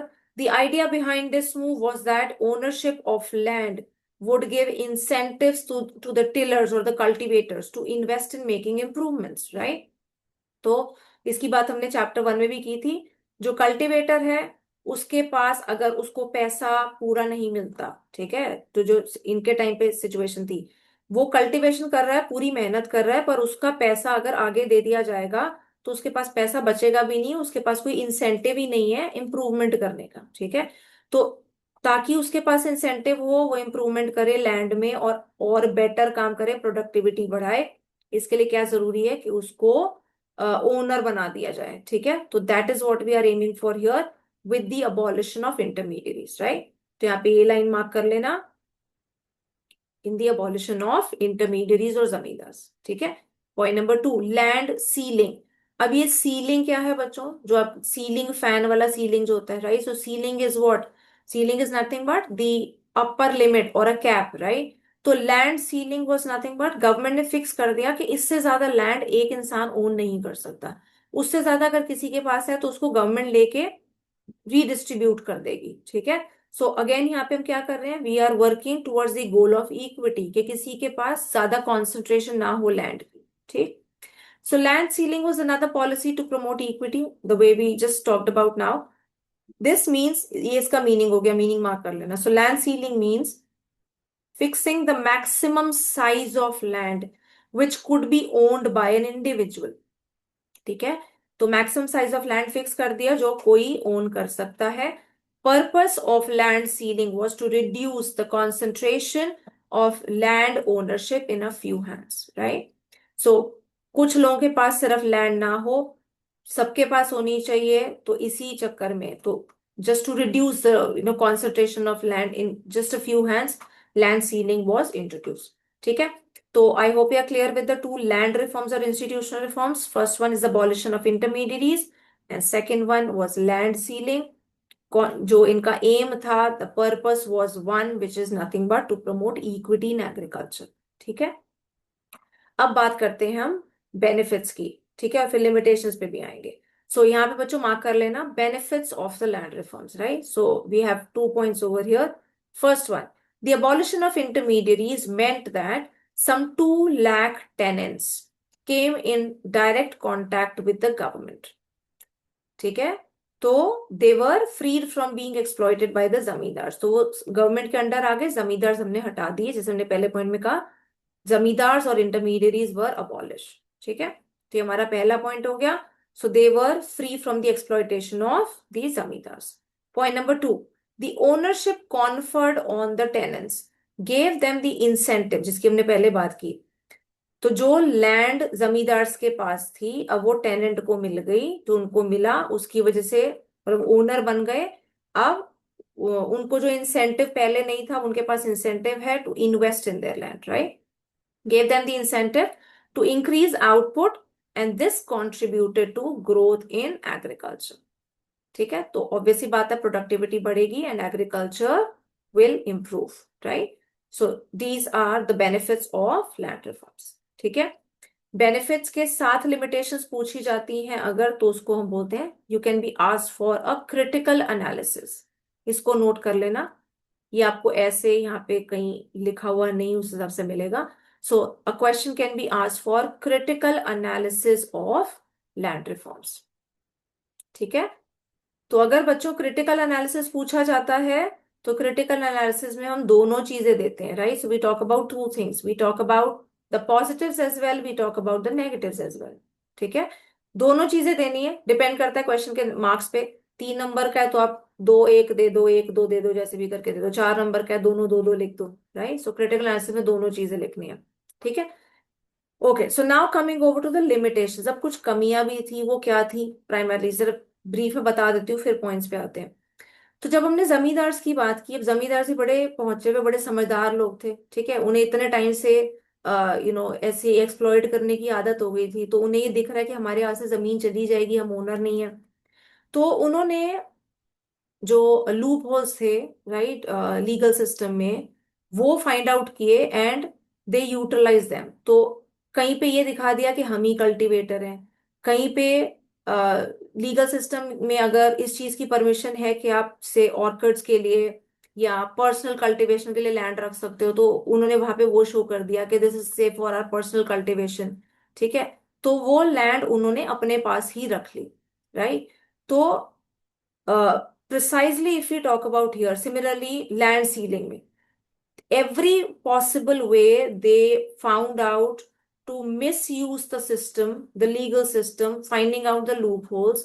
और ये पूरी कोशिश की गई कि जो लैंड उनके पास है, ठीक है, चाहे जिसके पास ज्यादा है या जितनी भी है, वो हमारे हाथ से ना निकले। ठीक है। तो that was the whole sole aim, right? तो जैसे अब लैंड सीलिंग में भी अगर हम बात करें, जिनके पास ज्यादा लैंड है, तो उनके हाथ से जब लैंड निकलेगी तो क्या करेंगे, उन्हें एक चीज समझ आ रही है कि इससे ज्यादा लैंड हम ओन कर नहीं सकते as per the government norms. तो अब हम क्या करें, जो बाकी लैंड है वो पार्ट्स में, जैसे प्रॉक्सी ओनर्स, फर्जी जो ओनर्स जिनको हम बोलते हैं, या अपने रिलेटिव्स के नाम पे, किसी किसी भी जान पहचान वाले के नाम पे, उनके नाम पे रजिस्टर करा दी कि ये उसकी लैंड है। तो ultimately they kept the land with themselves, right. And इसी वजह से एक्सेप्ट फॉर टू रीजन्स, ठीक है, तो केरला और वेस्ट बंगाल ऐसे दो स्टेट्स रहे जहां पे लैंड रिफॉर्म सक्सेसफुल थे because governments were quite committed. बाकी एरियाज में लैंड रिफॉर्म्स में चैलेंजेस आए, right. So let us mark the limitations और challenges in the land reforms. तो शुरुआत यहां से कर लेना, यहाँ पॉइंट मार्क करना। In some areas the former zamindars, right, so will talk about the limitations with the zamindars first, ठीक है, अबॉलिशन ऑफ जमींदार्स वाले में। सो zamindars continued to own large areas of land by making use of some loopholes in the legislation, right, जैसे मैंने आपको कहा। तो loopholes यहाँ पे पूरा उतना डिटेल नहीं दिया हुआ, तो जितना एनसीईआरटी में दिया, विल फोकस ऑन दैट, ठीक है। एग्जांपल मैंने आपको दिया था, पर्सनल कल्टीवेशन अगर है तो उसके लिए अपने पास लैंड रख सकते हैं, ऑर्चर्ड्स हैं तो उसके लिए अपने पास रख सकते हैं। हालांकि we are not going into that detail because that's not mentioned in your NCERT, right. Point number 2, there were cases where tenants were evicted and the landowners claimed to be self cultivators. तो उन्होंने ये show कर दिया कि हम ही cultivator हैं, तो ये लैंड हमारे पास ही रहेगी, right. So they become the owners, claiming the ownership of land, ठीक है। तो दे वर वेरी समझदार and they kept the land with themselves. Point number 3, the poorest of the agricultural labourers like landless labourers, ठीक है, जो बिल्कुल ही पिछड़ा हुआ है, जिसके पास लैंड वैसे ही नहीं है, did not benefit from land reforms. उनके लिए तो लैंड रिफॉर्म्स ने कहीं काम किया ही नहीं, जिनके पास ऑलरेडी लैंड वैसे भी नहीं है, ठीक है। They were not the land owners, right, they were just working as the hired labourers primarily, ठीक है। तो उनके लिए लैंड रिफॉर्म्स ने कुछ भी नहीं किया। Now talking about the land sealing legislation having limitations, right? So it also faced hurdles. यहाँ पे अलग से भी क्वेश्चन आ सकता है कि लैंड सीलिंग की क्या हर्डल्स थी, या जमींदारी जो अबॉलिश की गई, abolition of zamindari system, so how was that challenge, what were the limitations, right. तो you can expect a 3 marker question on that as well. तो उसके लिए हमने तभी यहाँ पे मैंने 3-3 पॉइंट्स मार्क किए, ठीक है। सो लैंड सीलिंग लेजिस्लेशन के क्या चैलेंजेस थे? First one, the big landlords challenged the legislation in the courts, delaying its implementation. सबसे बढ़िया काम, कोर्ट में केस डाल दो, सालों साल चलेगा और तब तक हम अपना कुछ इंतजाम कर लेंगे। और वो क्या इंतजाम था? As I told you, they registered the excess of land in their से रिलेटिव्स का name, right. So these things were done. So big landlords challenge the legislation, ये पॉइंट हम 1 हमने मार्क किया। Second point, they use this delay to register the land in the name of close relatives, thereby escaping from the legislation, ठीक है। Meanwhile उन्होंने अपने रिश्तेदारों के नाम जमीन कर दी और वो बच गए, अल्टीमेटली उन्हीं के पास है जमीन। Point number 3, the legislation also had a lot of loopholes which were exploited by the big land lords to retain their land, ठीक है। तो utilizing the system, utilizing the loopholes, they were able to retain the land with themselves, right, ultimately point ये है, ठीक। So I hope you are clear with the 3 points, ठीक है। अब इसके बाद बच्चों ये चीज नोट करना, ये इसका बहुत ज्यादा डिटेल नहीं है बट ये पता होना चाहिए as a 1 marker question, right. So as a 1 marker question, land reforms were successful in Kerala and West Bengal, as I told you, because these states had governments committed to the policy of land, right, ठीक है। So rest of the states में उतना ज्यादा successful नहीं हुआ, ठीक है। I hope you are clear with the land reforms, the critical analysis of that, positives and negatives which we have studied, right. अब अगली चीज हम आते हैं pertaining to agriculture, which is your green revolution, जो आप पहले भी पढ़ चुके हो। ग्रीन रेवोल्यूशन जिसको हम दूसरा नाम देते हैं technical reforms, as I written over here, ठीक है। तो land reforms we call them as institutional reforms, green revolution is technical reforms because यहाँ पे हम टेक्नोलॉजी की चेंज की बात करेंगे, right. What technology? HYBCs and the related things, ठीक। तो ग्रीन रेवोल्यूशन क्यों जरूरी हुआ, कब आया, क्या फायदे हुए, क्या चैलेंजेस थे, लिमिटेशंस थी, we'll talk about all that. So green revolution बच्चों जो आप पहले ही पढ़ चुके हो, as a name suggest, it's a many fold और a massive increase in the production of food grains, right, जो मेनली बात की जाती है व्हीट और राइस की to begin with. So definition mark करेंगे यहाँ पे, ग्रीन रेवोल्यूशन क्या है, डेफिनेशन ये रही आपके सामने। This refers to the large increase in production of food grains resulting from the use of high yielding variety seeds specially for wheat and rice. ठीक है, तो HYV सीड्स, HIV मत लिखना, बहुत बच्चे लिख देते हैं, ठीक है, तो HYV seeds specially for wheat and rice, right. So large increase in the production of food grains. ठीक है, तो ये दो फेजेस में आया था, वो एक बार देख लेते हैं पहले नीचे, just let me you know take your bit down. So if you see over here, हालांकि वो हमारे पॉइंट्स में भी आएगा, but just I talk about that. First phase, दो फेजेस में आया था ग्रीन रेवोल्यूशन। पहला phase was mid 1960 to mid 1970s, and the second phase was later on the next decade, so mid 1970s to mid 1980s, right. तो जो हमारा पहला phase था वो प्राइमरली ज्यादा फायदा हुआ to the affluent states, that was primarily focused on say wheat growing regions, right. जो सेकंड फेज था, that in that the other crops also benefited. So, यहाँ पे देखो, in the first phase of green revolution, approximately mid 1960s to mid 1970s, the use of HYVCs was restricted to the more affluent states. Affluent is more rich states such as Punjab, Andhra Pradesh, and Tamil Nadu, right? Furthermore, the use of HYVCs primarily benefited the wheat growing regions only.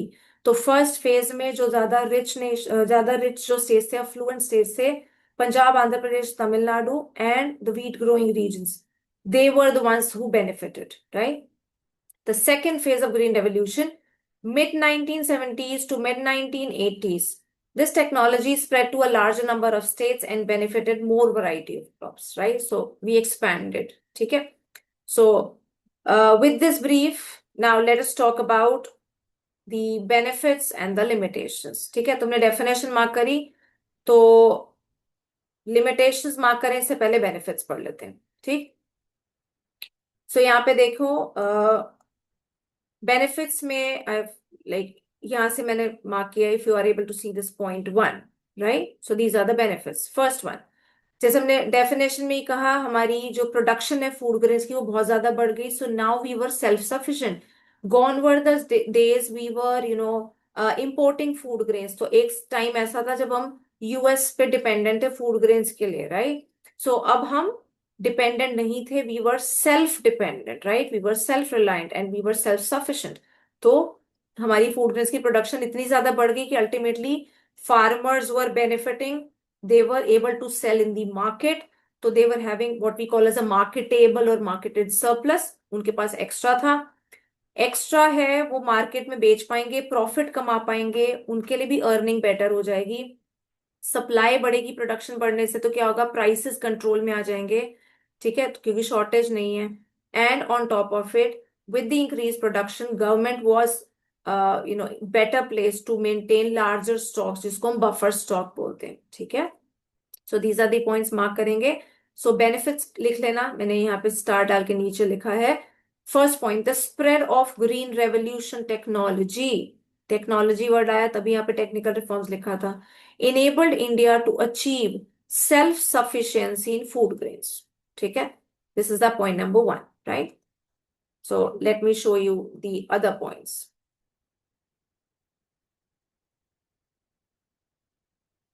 So point number two, अब यहाँ पे देखो बच्चों, point number two, a good proportion of the rice and wheat produced during the Green Revolution period was sold by the farmers in the market, right? तो market में बेच पा रहे हैं, they are going commercial, they will be able to increase their earnings as well. इसी से related यहाँ पे हमारा एक नंबर के लिए चीज आती है, तो इसको मार्क कर लेना, ये जो हाईलाइटेड है ऑलरेडी, मार्केटेड सरप्लस या मार्केटेबल सरप्लस भी बोलते हैं, ठीक है, मार्केटेबल और marketed surplus, right, meaning is the same, ठीक है। एक नंबर के लिए आ सकता है, मीनिंग पता होना चाहिए। तो क्या है, as a name suggest, the portion of agriculture produce which is sold in the market by the farmers, ठीक है। तो अब सबसिस्टेंस फार्मिंग हम नहीं कर रहे, हम एक्स्ट्रा प्रोड्यूस कर रहे हैं, तो ऑब्वियसली मार्केट में बेचेंगे, ठीक है। सो ये डेफिनेशन आपको याद करनी पड़ेगी फॉर द मार्केटेड और marketable surplus, 1 marker, right. I hope you are clear with the second point जो भी हमने मार्क किया, बेनिफिट्स ऑफ ग्रीन रेवोल्यूशन में। पॉइंट नंबर 3, तो पॉइंट नंबर 3 मार्क करेंगे जो मैंने डिस्कस किया था। The price of food grains declined relative to the other items of consumption benefiting the low income groups। या benefiting वर्ड मैंने यहाँ पे बीच में डाला है, ठीक है, शॉर्ट करने के लिए थोड़ा सा। सो जो लो इनकम ग्रुप्स हैं उनको फायदा हो जाएगा जब प्राइस कम होगा, ठीक है, एंड ऑब्वियसली इकोनॉमी के लिए भी अच्छा ही है। Fourth point, the green revolution enabled the government to procure sufficient amount of food grains to build a buffer stock which could be used in times of food shortages। ठीक है, so we were in a position to maintain buffer stocks now, right. I hope you are clear with this, ठीक है। So 4 points for the benefits, right. तो इस पे अलग से भी क्वेश्चन आ सकता है, नहीं तो जैसे मैंने आपको पहले बताया था critical analysis of technical reforms करके अगर क्वेश्चन आ जाए, जिसमें मैंने ऊपर यहाँ लिख रखा है, see over here, critical analysis of technical reforms. So अगर ये अपने आप में 3 या 4 नंबर का क्वेश्चन आ जाए, फिर से याद करो, क्रिटिकल एनालिसिस में दोनों चीजें लिखोगे, बेनिफिट्स भी लिखोगे और लिमिटेशंस भी लिखोगे, ठीक है, या वो अलग अलग से भी आ सकते हैं। तो उसके लिए भी हमने 4 पॉइंट्स मार्क कर लिए, right. Okay, so now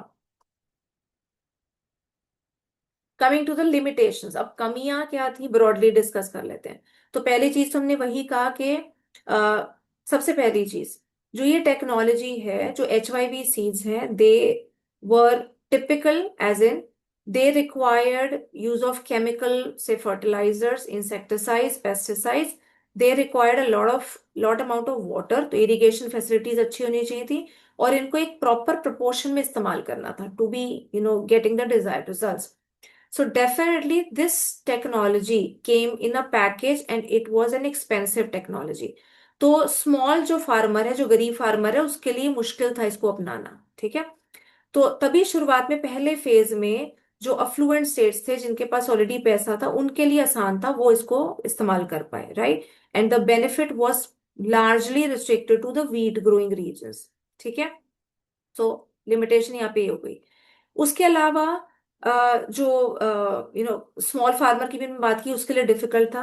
more over when we talk about these HYV seeds, so there was a you know they are relatively more prone to pest attack also, right. तो इसी वजह से pesticides या insecticide ज्यादा इस्तेमाल करने पड़ते थे, ठीक है। So with this understanding let us mark the points over here.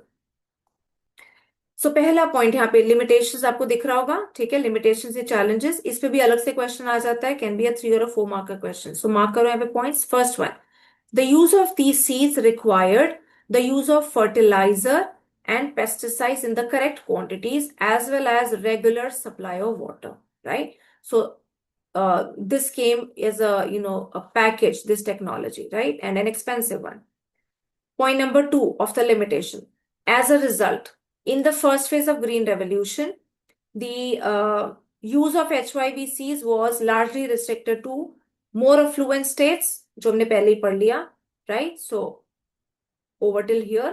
Point number 3, the use of HYVCs primarily benefited the wheat growing regions only, ठीक है, इन एडिशन, राइट। ये हमने पॉइंट्स पहले ही डिस्कस कर लिए थे, ठीक है। तो 3 points over here to the limitations. I hope you are clear with this, right.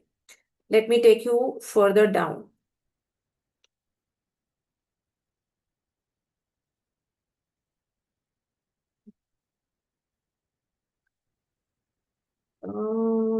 हाँ, पॉइंट नंबर 4, ठीक है। सो एक्सपेंसिव टेक्नोलॉजी है, सो उसके लिए there was a possibility, point number 4 यहाँ पे मार्क करना, there was possibility that it would increase, right. So this was a risk which was being thought of, right. So there was a possibility that it would increase the disparities between the small and the big farmers, since only the big farmers could afford the required inputs, right? So this was mainly affordable to the rich farmers, इसलिए जो poor farmer है वो पीछे रह जाएगा और इनका जो गैप है, इनकम गैप जो है, डिस्पैरिटी है, वो बढ़ जाएगी, ठीक है। So that was a risk, और that can be written as a limitation of the green revolution, right. Next point, point number 5, The HYV crops were also more prone to the pest attack, right? Attack by pests, and small farmers who adopted this technology could lose everything in a pest attack. ठीक है, तो ये भी एक risk की तरह इसको लिया जाता था। तो इसलिए हम यहाँ पे बात करते हैं कि पेस्टिसाइड की जरूरत है।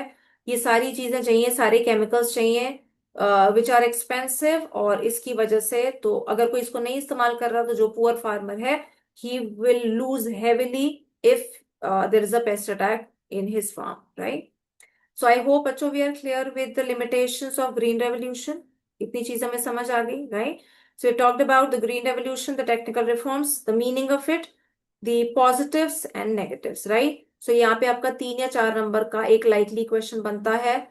Positives पूछे जाएं, negatives पूछे जाएं, critical analysis पूछा जाए, can be asked any of it, right?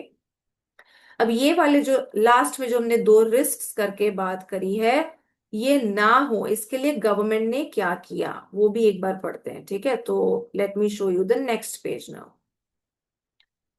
So technical reforms को प्रमोट करने के लिए या उन रिस्क को ओवरकम करने के लिए किसी भी तरीके से कह लो, ठीक है, तो गवर्नमेंट ने क्या किया? So this is another 3 marker question. अगर आप यहाँ देखो, I written over here, so to promote the technical reforms, steps taken by the government, right? So steps taken by government, mark करना है इसको। तो गवर्नमेंट ने क्या स्टेप्स लिए? पहला वाला, government provided loans at a low interest rate to small farmers, ठीक है? तो स्मॉल फार्मर्स जिनके पास पैसा नहीं है, ये एक्सपेंसिव टेक्नोलॉजी है, they can't afford the expensive HYV seeds, the chemicals, तो उनको हेल्प करने के लिए गवर्नमेंट ने क्या किया? उनको लोन्स दिए लो इंटरेस्ट रेट पे, ठीक है? तो पहली चीज, मतलब ये मोस्टली ये बेसिक चीजें जो आपके दिमाग में आनी चाहिए। गवर्नमेंट कैसे हेल्प करेगी प्रोडक्शन में? यूजुअली लोन्स प्रोवाइड करती है सब्सिडाइज रेट पे, है ना, लो इंटरेस्ट रेट पे, या टैक्स कंसेशंस देते हैं, ठीक है? तो हम उसी की बात आगे भी करेंगे। तो point number 2, first point clear है, right? Point number 2, subsidized fertilizers so that small farmers could also have access to the needed inputs, right? तो सब्सिडाइज फर्टिलाइजर्स, इसी के अगला टॉपिक हमारा आएगा सब्सिडी पे डिबेट, ठीक है? तो वो भी अपने आप में क्वेश्चन है। So fertilizers were provided also on a subsidized rate to support the small farmers, right? Point number 3, the risk of the small farmers being ruined when pests attack their crops was considerably reduced by the services rendered by the research institutions or institutes established by the government, right?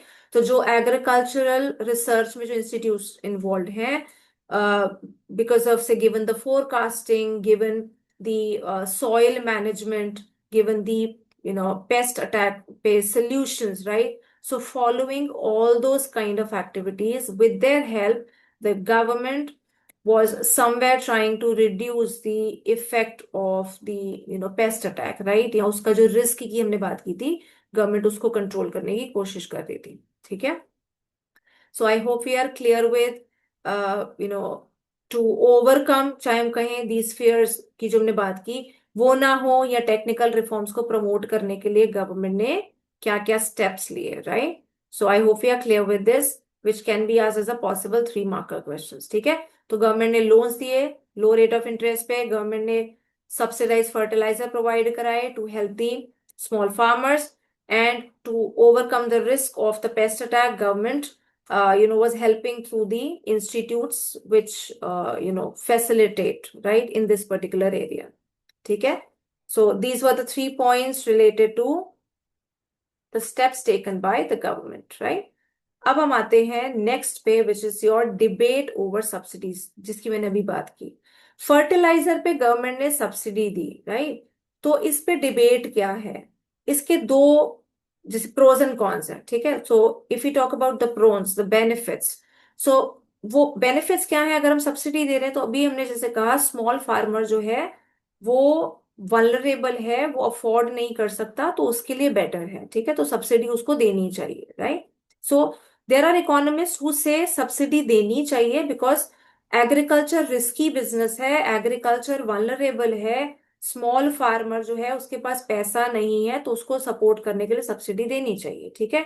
नहीं तो small farmer और बेचारा पीछे हो जाएगा, और जो gap है स्मॉल और लार्ज फार्मर के बीच में वो बहुत ज्यादा बढ़ जाएगा, and the goal of equity will be somewhere taken aback, will not be met, right? But on the other hand we have a group of economist जो कहते हैं सब्सिडी उस टाइम में देने की तुक बनती थी, तब देनी चाहिए थी जब ग्रीन रेवोल्यूशन आया।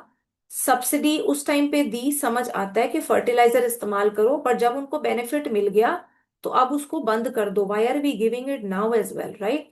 बिकॉज अगर हम सब्सिडी दे रहे हैं, lakhs and lakhs of crore of rupees government is spending on this fertiliser subsidy, right? तो अगर इतनी सब्सिडी गवर्नमेंट इसमें दे रही है तो वो क्या है, अगर अपने बजट पर्सपेक्टिव से देखो तो गवर्नमेंट का बजट हिलेगा, ठीक है? So this is nothing but government is not able to build any asset over this. ये क्या है, गवर्नमेंट का रेवेन्यू एक्सपेंडिचर है. So this is just adding a fiscal burden for the government, ठीक है? उसके अलावा क्या एक्चुअली जो स्मॉल फार्मर है उसको बेनिफिट होता है? जो ये सब्सिडी है वो फर्टिलाइजर पे दी या बाकी जिन चीजों पे सब्सिडी मिल रही है, तो वो किससे टाइड होती है? आपके स्केल ऑफ प्रोडक्शन से, ठीक है? तो अगर आपकी प्रोडक्शन ही बहुत कम है तो आप कम अमाउंट में इनपुट खरीदोगे और आपको फायदा भी कम ही होगा। सिमिलरली अगर मैं कहूँ on the other hand, if you have a large farmer जिसके पास लैंड बहुत ज्यादा है, उसका वॉल्यूम ऑफ प्रोडक्शन बहुत ज्यादा है, इकोनॉमीज ऑफ स्केल है उसके पास, तो प्रोडक्शन जितनी ज्यादा होगी उतनी बड़ी उसकी खरीद होगी, जितनी ज्यादा खरीद होगी उतना बड़ा उसका फायदा होगा, तो उसको डिस्काउंट एक्चुअली उसी को ज्यादा मिलेगा, उसको सब्सिडी का फायदा लार्ज फार्मर को ज्यादा मिलेगा। So going by these things, there are group of economist who say कि सब्सिडी खत्म कर देनी चाहिए, दूसरा ग्रुप कहता है कि सब्सिडी रखनी चाहिए, ठीक है? So that is what the debate over subsidies is, right? तो यहाँ पे डिबेट का आपको क्या इस्तेमाल है, यहाँ पे एक 3 या 4 नंबर का क्वेश्चन बन सकता है, ठीक है? तो डिबेट क्या है? तो we have the pros as well, we have the cons as well, so positives negatives या फॉर और अगेंस्ट करके बोल लो, तो उनमें दो तरफ से पॉइंट्स आएंगे, तो आपको दोनों पता होने चाहिए, राइट? सो सब्सिडीज, सिर्फ शुरुआत में यहाँ पे लाइन मार्क करना, subsidies were needed to encourage farmers to test the new technology. ये टेक्नोलॉजी महंगी टेक्नोलॉजी थी, imported seeds, chemicals, all was expensive technology, irrigation proper होनी चाहिए, सब कुछ चाहिए इन राइट प्रपोर्शन, राइट? तो सब्सिडी देना जरूरत थी ताकि नई टेक्नोलॉजी को टेस्ट करा जाए, वो समझ आता है, ठीक है? But what afterwards, so let us mark three three points for that. तो पहले आपको बुक में मिलेगा अगेंस्ट, तो आप अगेंस्ट ही मार्क कर ले पहले। So points against the subsidy. First one, a substantial amount of fertilizer subsidy benefits the fertilizer industry.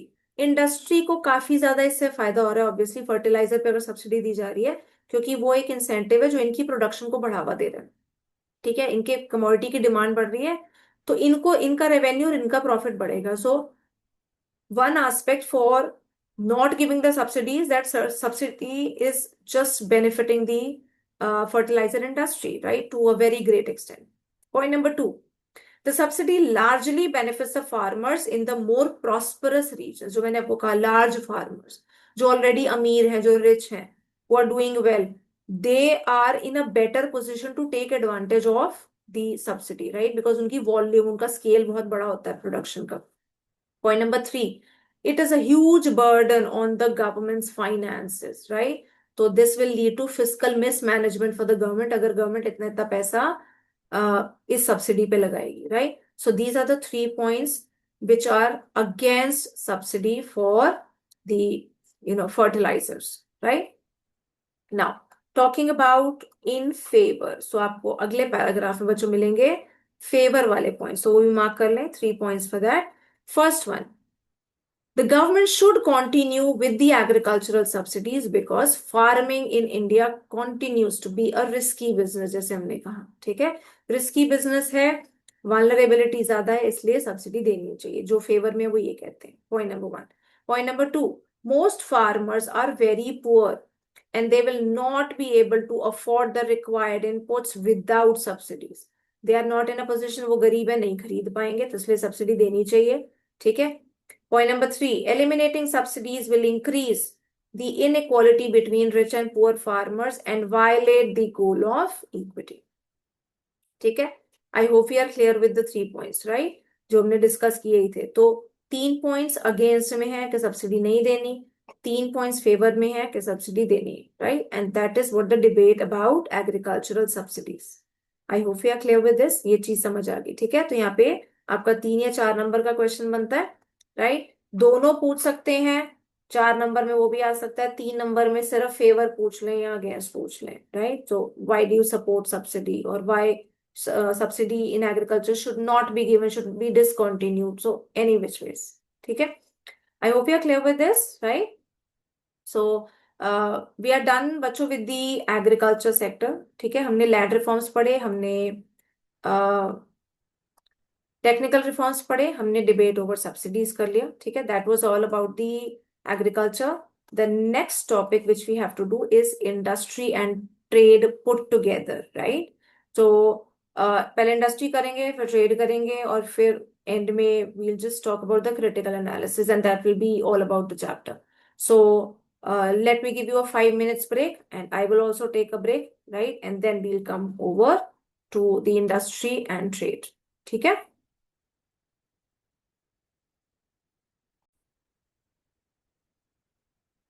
So I hope you have had a refreshing break, right? So let us continue और ये chapter खत्म करते हैं, ठीक है? Because बहुत देर हो गई ऑलरेडी। तो let us move next to industry और ट्रेड, जैसे हमने बात की थी। तो पहले इंडस्ट्री पढ़ेंगे। यहाँ पे भी हमारे 3 क्वेश्चंस इंपॉर्टेंट बनेंगे, राइट? तो एग्रीकल्चर हमने पढ़ा, उसमें रिफॉर्म्स की हमने बात की, चाहे technical reforms, land reforms, we talked about all that, ठीक है? तो सेकेंड 5 ईयर प्लान, जिसमें मैंने आपको थोड़ी देर पहले बताया था, फर्स्ट 5 ईयर प्लान का फोकस था एग्रीकल्चर। सेकेंड 5 ईयर जो हमारा प्लान था, उसमें ये रियलाइज किया गया कि इंडस्ट्रियलाइजेशन बहुत जरूरी है अगर हमने डेवलप करना है, ग्रो करना है as an economy, right? So second 5 year plan जो हमारा बेसिक जो फ्रेमवर्क था, वो मिस्टर पीसी महालनोबिस ने डिजाइन किया। So he was a statistician who was mainly responsible for it, right? तो आपको ये एक बॉक्स में मिलेगा। वो पहले हमने बॉक्स देखा था बट हमने स्किप किया था। That is a complete pager box, right? 1 page box which is given in NCERT.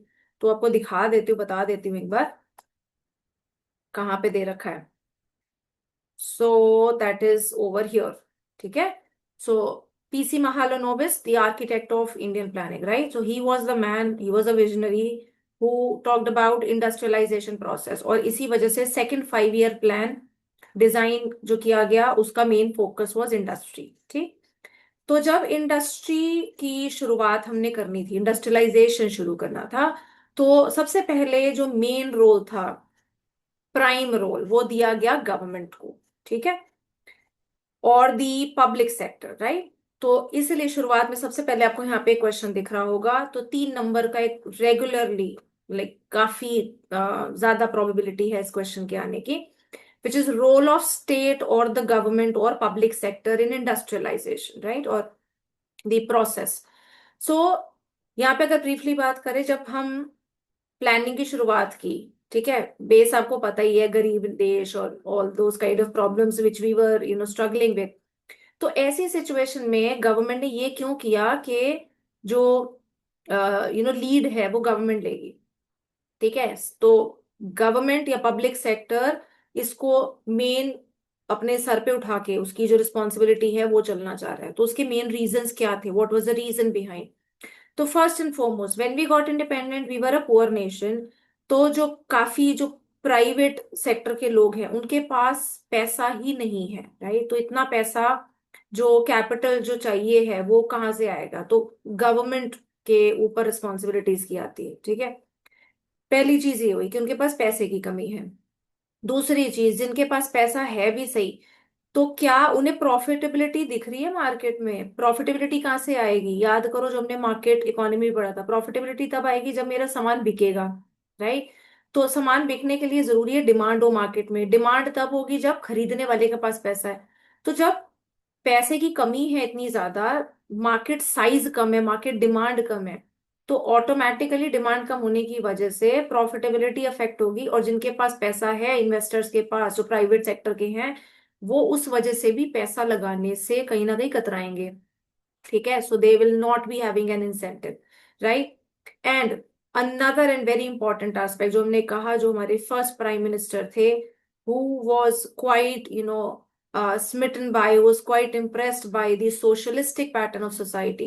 तो सोशलिस्टिक पैटर्न तो बच्चों कहीं ना कहीं गवर्नमेंट को इंपॉर्टेंस देगा ही देगा, राइट? तो इसी वजह से गवर्नमेंट को एक लीडिंग रोल दिया गया, ठीक है? तो यहाँ पे आप पॉइंट्स देखें। सो पहला point, so role of state या गवर्नमेंट, या व्हाई वाज द स्टेट और पब्लिक सेक्टर और government given a leading role in the industrialisation process, right? Point number one, so at the time of independence, Indian industrialists did not have the capital, right? यही हमने बात की थी, उनके पास पैसा नहीं था, did not have the capital to undertake, let me take it further, to undertake investment in the industrial ventures, right? ठीक है? I hope you are clear with this, right? So did not have the investment, uh, did not have the capital to undertake investment in industrial ventures required for the development of Indian economy. ठीक, पहला point. दूसरा, तो यहाँ पे mark करो, the market I have added over here, the market size was not, market size बच्चों is nothing but depicts demand। Market size होना, ज्यादा बड़ा होना मतलब डिमांड ज्यादा, मार्केट साइज का मतलब डिमांड का, ठीक? तो market size was not big enough to encourage industrialist to undertake major projects even if they had the capital to do so. जिसकी मैंने बात की, पैसा है भी तो डिमांड लेवल ही इतना कम है कि उन लोगों के पास इंसेंटिव ही नहीं है बेचारों के पास कि वो पैसा डाले और प्रोडक्शन करें। उन्हें दिख रहा है यहाँ पे फायदा नहीं होगा, ठीक है? That is point number two. Point number three, the decision, यहाँ पे आपको नजर आ रहा होगा पॉइंट नंबर थ्री, मार्क करो, the decision to develop the Indian economy on socialist lines led to the policy of the government controlling the industrialization process, ठीक है? तो ये commanding heights of the economy, I've ये fancy words अगर हटा दें, simple सी भाषा में यहाँ पे ये कर लेते हैं। so led to the policy of the government controlling the industrialization process, right? So that was given the socialist lines of development. I hope you are clear with these 3 points. Simple है points, याद करने आसान है, right? तो ये हमारा पहला question बना इंडस्ट्रियल सेक्टर का, the importance or the role of state in the industrialization process, कि गवर्नमेंट को प्राइम फोकस क्यों दिया गया, ठीक है?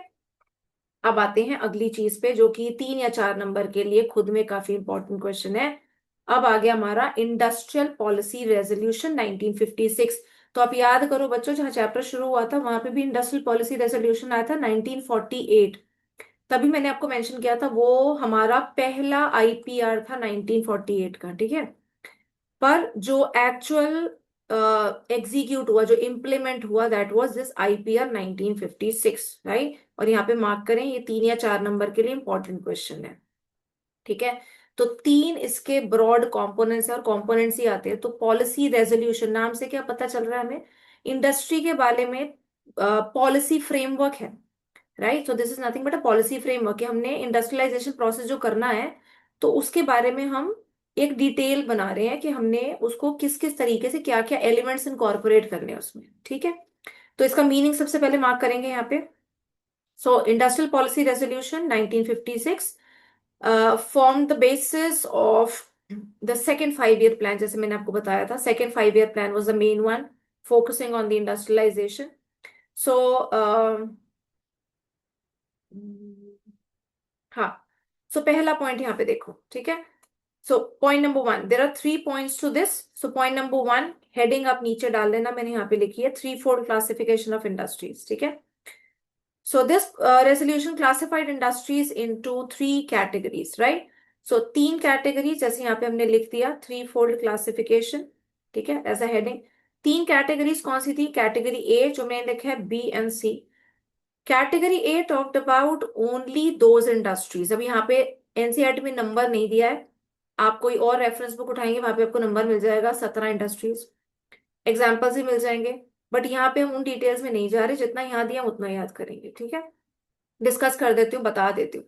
तो यहाँ पे हमारी वो इंडस्ट्रीज आती हैं जिनका जो सिर्फ स्टेट को या गवर्नमेंट को दी गई, तो यहाँ पे गवर्नमेंट का मोनोपोली कंट्रोल था। For example, if you talk about defence, if you talk about atomic research, if you talk about railways, तो जो स्ट्रेटेजिक इंडस्ट्रीज हैं जहाँ पे सिक्योरिटी, सेफ्टी, ऐसे कंसर्न्स आएंगे, राइट? तो वहां पे government was the whole sole producer, right? तो ए वाला में इंडस्ट्री में देखो, the first category comprise industries which would be exclusively owned by the government, right, और there is a monopoly control. ठीक है, तो एग्जांपल्स मैंने आपको डिस्कस कर दिया, आप लिखना चाहे लिख सकते हैं, बट एनसीईआरटी में वो नहीं है, तो I am just restricting to NCERT, right. The second category में बच्चों वो इंडस्ट्रीज आ गई जो जहां पे प्राइवेट सेक्टर भी है और गवर्नमेंट भी है, बट गवर्नमेंट फिर से लीडिंग रोल लेगी और प्राइवेट सेक्टर पीछे रहेगा। ठीक है, तो यहाँ पे वो इंडस्ट्रीज आती है। तो second category consisted of industries in which the private sector could supplement the efforts of the public sector, with the government taking the sole responsibility for starting new units। ठीक है, तो नए यूनिट्स गवर्नमेंट शुरुआत करेगी और private sector उसको एक secondary role लेगा और उसको सप्लीमेंट कर सकता है। ठीक, तीसरी कैटेगरी, तो थर्ड कैटेगरी, यहाँ पे सारी जो बची कुछ इंडस्ट्रीज है वो सिर्फ प्राइवेट सेक्टर को दे दी गई। ठीक है, जहां पे पर तब भी गवर्नमेंट का कंट्रोल रहेगा, किस तरीके से उसकी बात अभी करेंगे। So the third category consisted of the remaining industries which were to be in the private sector. यहाँ पे गवर्नमेंट नहीं है, ठीक है, पर गवर्नमेंट का कंट्रोल रहेगा, वो आएगा अगले पॉइंट में, right. So when we talk about the industrial policy resolution, we have said पहला कंपोनेंट और element of this IPR 1956 is a three fold classification of industries. तीन कैटेगरीज की हमने बात की। First category of industries with the government, second category with, जहाँ पे दोनों आएंगे बट गवर्नमेंट का लीडिंग रोल रहेगा, प्राइवेट सेक्टर सप्लीमेंट करेगा, और a secondary role, and third category where it's all the industries are only with the private sector. ठीक है, अब आते हैं दूसरे पॉइंट पे, which again highlights the importance of the government। तो जहां पे अगर हमने प्राइवेट सेक्टर को इंडस्ट्रियलाइजेशन के लिए दे भी दी इंडस्ट्रीज, राइट, तो मतलब जहां सेटअप करने के लिए दे भी दिए वो, बट वहां पे लाइसेंसिंग की रिक्वायरमेंट आ गई, राइट। तो what is a licence? Licence क्या होता है? परमिशन। हमें अगर इंडस्ट्री सेटअप करनी है, हमें उसके लिए परमिशन चाहिए। Even on top of that, आपको इंडस्ट्री एक्सपैंड करनी है, आप अच्छा कर रहे हो, प्रॉफिट कमा रहे हो, आपको एक्सपैंड करना है, बढ़ाना है, उसके लिए भी परमिशन चाहिए। ठीक है, यहाँ डाइवर्सिफाई करना है, कोई और कमोडिटी बनानी है, उसके लिए भी परमिशन चाहिए। तो लाइसेंस नहीं मिलेगा तो प्रोडक्शन नहीं कर पाओ, राइट। तो यहाँ पे फिर से इंपॉर्टेंस आ गई गवर्नमेंट की। ठीक है, तो that is our point number 2। तो ये मैंने पॉइंट नंबर 2 की हेडिंग डाली है, इंडस्ट्रियल लाइसेंसिंग। सो इंडस्ट्रियल लाइसेंसिंग में दो पॉइंट्स मार्क कराऊंगी बच्चों। पॉइंट ए यहाँ पे आपको नजर आ रहा होगा और बी नीचे है। ठीक है, तो ए मार्क करें, no new industry was allowed unless a licence was obtained from the government. ठीक है, point B, even an existing industry had to obtain a license, जो एग्जिस्ट कर रही है उसको भी लाइसेंस लेना है, फॉर एक्सपैंडिंग आउटपुट, जैसे मैंने भी डिस्कस किया था, फॉर एक्सपैंडिंग आउटपुट और फॉर डाइवर्सिफाइंग प्रोडक्शन। डाइवर्सिफाइंग मतलब कोई और कमोडिटी बनानी है, तो ठीक है, producing a new variety of goods, right. So this policy was used, purpose क्या था इसका? For promoting industry in backward regions. जो रिमोट एरियाज थे, बैकवर्ड रीजन्स थे, वहां पे अगर आप इंडस्ट्री सेटअप करते हो तो उसके लिए आपको लाइसेंस आराम से मिल जाता था। तो गवर्नमेंट इस पॉलिसी के थ्रू एक ये भी करना चाह रही थी कि जो बैकवर्ड रीजन्स हैं उनको अपलिफ्ट करने का एक ये तरीका है कि अगर आपको वहां आप सेटअप करते हो तो आपको लाइसेंस आराम से मिल जाएगा, नहीं तो आपको प्रॉब्लम होगी। ठीक है, so this policy was used to promote industries in backward regions. It was easier to obtain a license if the industrial unit was established in an economically backward area। ठीक है, I hope you are clear with industrial licensing, right. दो point समझ आ गए इसमें, setup करना है तब भी लाइसेंस चाहिए, एक्सपैंड करना है या डाइवर्सिफाई करना है तब भी लाइसेंस चाहिए, और इसका पर्पस क्या है? To uplift the remote areas और backward areas, economically backward regions. ठीक, तीसरा कंपोनेंट और element of the IPR is what we call as concessions और सॉप्स। सॉप्स भी आपको पता होना चाहिए, कई बार ये टर्म कहीं दिख सकती है। Concessions the main as per NCERT, right. तो कंसेशन जैसे हमें नाम से पता चल रहा है, टैक्स में छूट दे दी, टैक्स कंसेशन दे दिए, या इलेक्ट्रिसिटी में के रेट्स में कंसेशन दे दी, सस्ती बिजली दे दी। वो भी कब देंगे? जब आप रिमोट एरियाज में जाके काम करोगे, सेटअप करोगे इंडस्ट्री। ठीक है, तो concessions or SOPs such as tax benefits or tax concessions and electricity at a lower tariff, right? So they were also given to promote the industrialization in the backward areas. So the purpose of this policy was to promote regional equality. ठीक है, क्योंकि remote areas में काम करने से जल्दी आपको licence भी मिलेगा, आपको कंसेशंस मिलेंगे. So we prime focus was to uplift the rural और backward areas. Right. I hope you are clear with the IPR 1956. ये इंपॉर्टेंट है बच्चों, ये मैंने जैसे सबको कहा 3 या 4 नंबर के लिए इसके elements mainly. Three fold classification, we talked about industrial licensing, उसमें 3, इसमें 2 पॉइंट्स पढ़े हमने, और कंसेशंस और सॉप्स. ठीक है. सो that was about the IPR, right? अब आगे देखो यहाँ पे अगला हमारा टॉपिक, तो हमने 2 क्वेश्चंस कर लिए, रोल ऑफ स्टेट हमने पढ़ा, हमने आईपीआर पढ़ा. तीसरी चीज आपके सामने स्मॉल स्केल इंडस्ट्री. ठीक. अब स्मॉल स्केल इंडस्ट्री कोई नई चीज नहीं है, ये आप पहले भी सुन चुके हो, कहीं पढ़ा होगा, पता होता है हमको, राइट? तो if you talk about 9th 10th as well. तो स्मॉल स्केल इंडस्ट्री क्या होती है? Small scale industry, small scale is nothing but the level of investment. Level of investment कम होगा तो स्मॉल स्केल इंडस्ट्री बन जाएगी, लेवल ऑफ इन्वेस्टमेंट ज्यादा होगा तो लार्ज स्केल इंडस्ट्री बन जाएगी. राइट. पुराने टाइम की बात करें तो पहले के टाइम में, जिस टाइम को हम पढ़ रहे हैं 1950 ऑनवर्ड्स, उस टाइम पे जो लेवल ऑफ इन्वेस्टमेंट थी, ऑब्वियस ही बात है बहुत कम होगी, तो 5 लाख थी. ठीक है. तो अगर 5 लाख आपकी इन्वेस्टमेंट है तो you are a small scale industry. But time के बढ़ते बढ़ते when we talk about inflation है, सो वी हैव लाइक आज के टाइम में जो 5 लाख की वैल्यू है वो उस टाइम के कंपैरिजन में बहुत कम हो चुकी है. ठीक है. सो आज के टाइम में definition has been change, has been move to 1 crore. ठीक है. तो सबसे पहले डेफिनेशन मार्क करो यहाँ पे.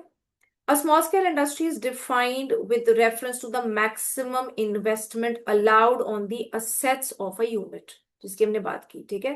Maximum investment allowed on the assets of a unit. Unit is nothing but the industry we are talking about, right? So in 1950, a small scale industrial unit was one which invested, जैसे मैंने आपको कहा, 5 lakhs, right? तो just see, maximum of 5 lakh rupees. ठीक है. At present, the maximum investment allowed is rupees 1 crores, right? So, thanks to the inflation. ठीक है. तो ये हमारी लेवल ऑफ इन्वेस्टमेंट हुई जिसके बेसिस पे हम डिफाइन कर रहे हैं any industry as a small scale industry. Right. अब स्मॉल स्केल इंडस्ट्री को हाईलाइट किसने किया? In 1955, what we call as the village and small scale industry committee. इसको मार्क कर लेना 1 नंबर के लिए. फिर से ईयर एक आपका आ गया, जैसे मैंने आपको चैप्टर 1 में कहा था, ईयर सारे एक पेज पे लिख के अपने बुक में स्टार्टिंग में चैप्टर के शुरुआत में स्टिक कर देना. So 1955, the village and small scale industries committee, also called as the Karve committee. This committee highlighted the importance of the small scale industries, right, for the growth and development. So noted the possibility of using small scale industries for promoting rural development specifically. तो यहीं पे हम बात करें इसके बाद कि small scale industry जरूरी क्यों है. ठीक है. ये कैसे रूरल डेवलपमेंट में हेल्प करेंगी. तो पहली चीज, स्मॉल स्केल इंडस्ट्री नाम से हमें पता चल रहा है ना, कि ये किस किस्म की होती है. जैसे जो घर में हम काम शुरू कर लेते हैं, जैसे बात करो आप, जैसे लिज्जत पापड़ की शुरुआत हुई, राइट? तो घर में दी फीमेल्स गेट टुगेदर, उनका पैशन है, उनको समझ है उस काम की, उन्होंने वो काम शुरू किया एंड नाउ इट एक्सपेंड्स. ठीक है. तो घर में जो भी काम कर रहे हैं, तो the kind of work which is being done वो ज्यादा लेबर इंटेंसिव होता है, कैपिटल इंटेंसिव नहीं होता. तो लेबर इंटेंसिव है तो मतलब एम्प्लॉयमेंट जनरेट करेगा. ठीक है. तो स्मॉल स्केल इंडस्ट्री इसलिए बेनिफिशियल है क्योंकि एम्प्लॉयमेंट जनरेट करेगी. One thing. अनदर थिंग, जिस किस्म की इंडस्ट्रीज हैं, घर में काम कर लिया, छोटे मोटे काम है ना, जैसे पॉटरी हो गया, you talk about say mushroom cultivation, all these kind of things. So ये सारी एक्टिविटीज में कोई स्पेसिफिक हार्डकोर आपको रिसोर्स नहीं चाहिए कि आपको वहीं कहीं लोकेटेड रहना पड़ेगा. Right. For example, if you talk about a large scale industry like iron and steel industry, तो आपका स्पेसिफिक रॉ मटेरियल का रिक्वायरमेंट है, और जहां पे आपका रॉ मटेरियल है, it's better, it makes sense, it is economically feasible कि आप उसके आसपास लोकेटेड रहो ताकि आपका ट्रांसपोर्टेशन पे खर्चा ना हो. बट इस केस में ऐसा कुछ भी नहीं है. राइट. तो ये लोकेशनली काफी फ्लेक्सिबल है, आसानी से कहीं भी सेटअप हो सकती है, हम घर से भी शुरुआत कर सकते हैं इसकी. राइट. थर्ड वन, इसमें लेवल ऑफ इन्वेस्टमेंट जो हमने इसको डिफाइन ही जैसे किया, लेवल ऑफ इन्वेस्टमेंट काफी कम है compare to a large scale industry. तो जिनके पास कम भी पैसे हैं इसको वो भी शुरू कर सकते हैं, ठीक है।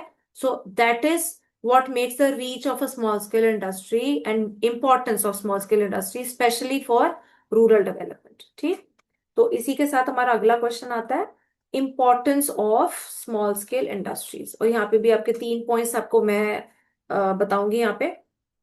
सो दो मैंने लिख दिए हैं, वो आप नोट कर लें, एक पॉइंट यहाँ पे है, ठीक है। सो इंपॉर्टेंस या रोल बोल दे, रोल और importance of small scale industries, ठीक है, और 3 मार्क्स, राइट।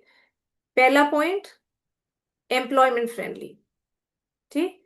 तो यहाँ पे मार्क करो, they are labour intensive, that is they use more labour and then the large scale industries and therefore generate more employment, ठीक है। ये बना पहला पॉइंट जिसको हमने ऑलरेडी डिस्कस कर लिया। Point number 2 I written over here, note down कर लो, लोकेशनली फ्लेक्सिबल, जिसकी हमने बात की, right. They can be set up anywhere as there is no specific raw material requirement, right. जैसे यहाँ पे लार्ज स्केल इंडस्ट्री की बात करें, मैंने आपको एग्जांपल दिया आयरन स्टील इंडस्ट्री, तो इस केस में ऐसा कुछ भी नहीं है, कोई स्पेसिफिक रॉ मटेरियल रिक्वायरमेंट नहीं है, कोई बंदिश नहीं है कि हम वहीं पे आसपास हों, कहीं भी कर सकते हैं।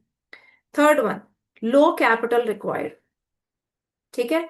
तो दे can be set up easily by any one given low investment needed, पैसा कम चाहिए, कोई इसको कहीं भी शुरुआत करे, घर में शुरुआत करे, right. So small scale industries play an important role in rural development, right. ये आपका रूरल डेवलपमेंट का चैप्टर आएगा, तो इसका कहीं ना कहीं मेंशन वहां पे भी होगा, ठीक है।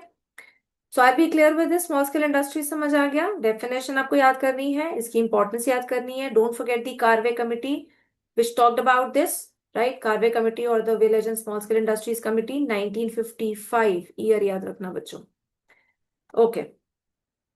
सो अब इसके साथ आते हैं हम कि गवर्नमेंट ने क्या स्टेप्स लिए, जैसे हमने पहले भी उसमें बात की थी, स्टेप्स टेकन बाय गवर्नमेंट, जो हमने इससे पहले भी करा था ग्रीन रेवोल्यूशन में, to promote small scale industries, ठीक है। यहाँ पे भी 3 पॉइंट्स हैं, so you can expect this also as a 3 marker question, right. पहला, the production of a number of products was reserved for small scale industry। अभी reserve क्यों करा, क्योंकि स्मॉल स्केल इंडस्ट्री पता चल रहा है बेचारी छोटी सी इंडस्ट्री है, तो ये compete नहीं कर पाएंगे to begin with large scale industry से, उनके मशीन मेड गुड्स है, तो इनको थोड़ी सी प्रोटेक्शन देने के लिए इनके लिए जो प्रोडक्ट्स है वो रिजर्व कर दिए कि वो यही बनाएंगे, ठीक है। तो reservation was given for protecting them from the competition from large scale industries, right? Second one, they were also given concessions such as lower excise duty. Lower excise duty is not, excise duty क्या होता है, tax on production, right? So lower taxes आप कर सकते हो, ठीक है। तो tax concessions उनको दिए थे in order to motivate them, in order to make them produce more. Third one, तो जैसे हमने पहले भी मैंने आपको कहा था, 2 पॉइंट्स आपको ऐसे याद ही रहने चाहिए। गवर्नमेंट प्रमोट कर रही है तो गवर्नमेंट क्या देगी, कंसेशंस देगी, राइट, या गवर्नमेंट बैंक लोन्स देगी। तीसरा पॉइंट हमारा यहाँ पे यही आ रहा है, so bank loans at lower interest rates were also provided. 3 points आ गए, उनके लिए गुड्स रिजर्व करे गए, right, to save them from protection, to save them from the competition from large scale industry, lower taxes and bank loans at lower interest rates, ठीक है। So these was the steps taken by the government to promote the small scale industries, ठीक, okay. So industry हमने पढ़ लिया बच्चों, 3 चीजें पढ़ी industry में, रोल ऑफ स्टेट पढ़ा है, आईपीआर पढ़ा है, और स्मॉल स्केल इंडस्ट्री, ठीक।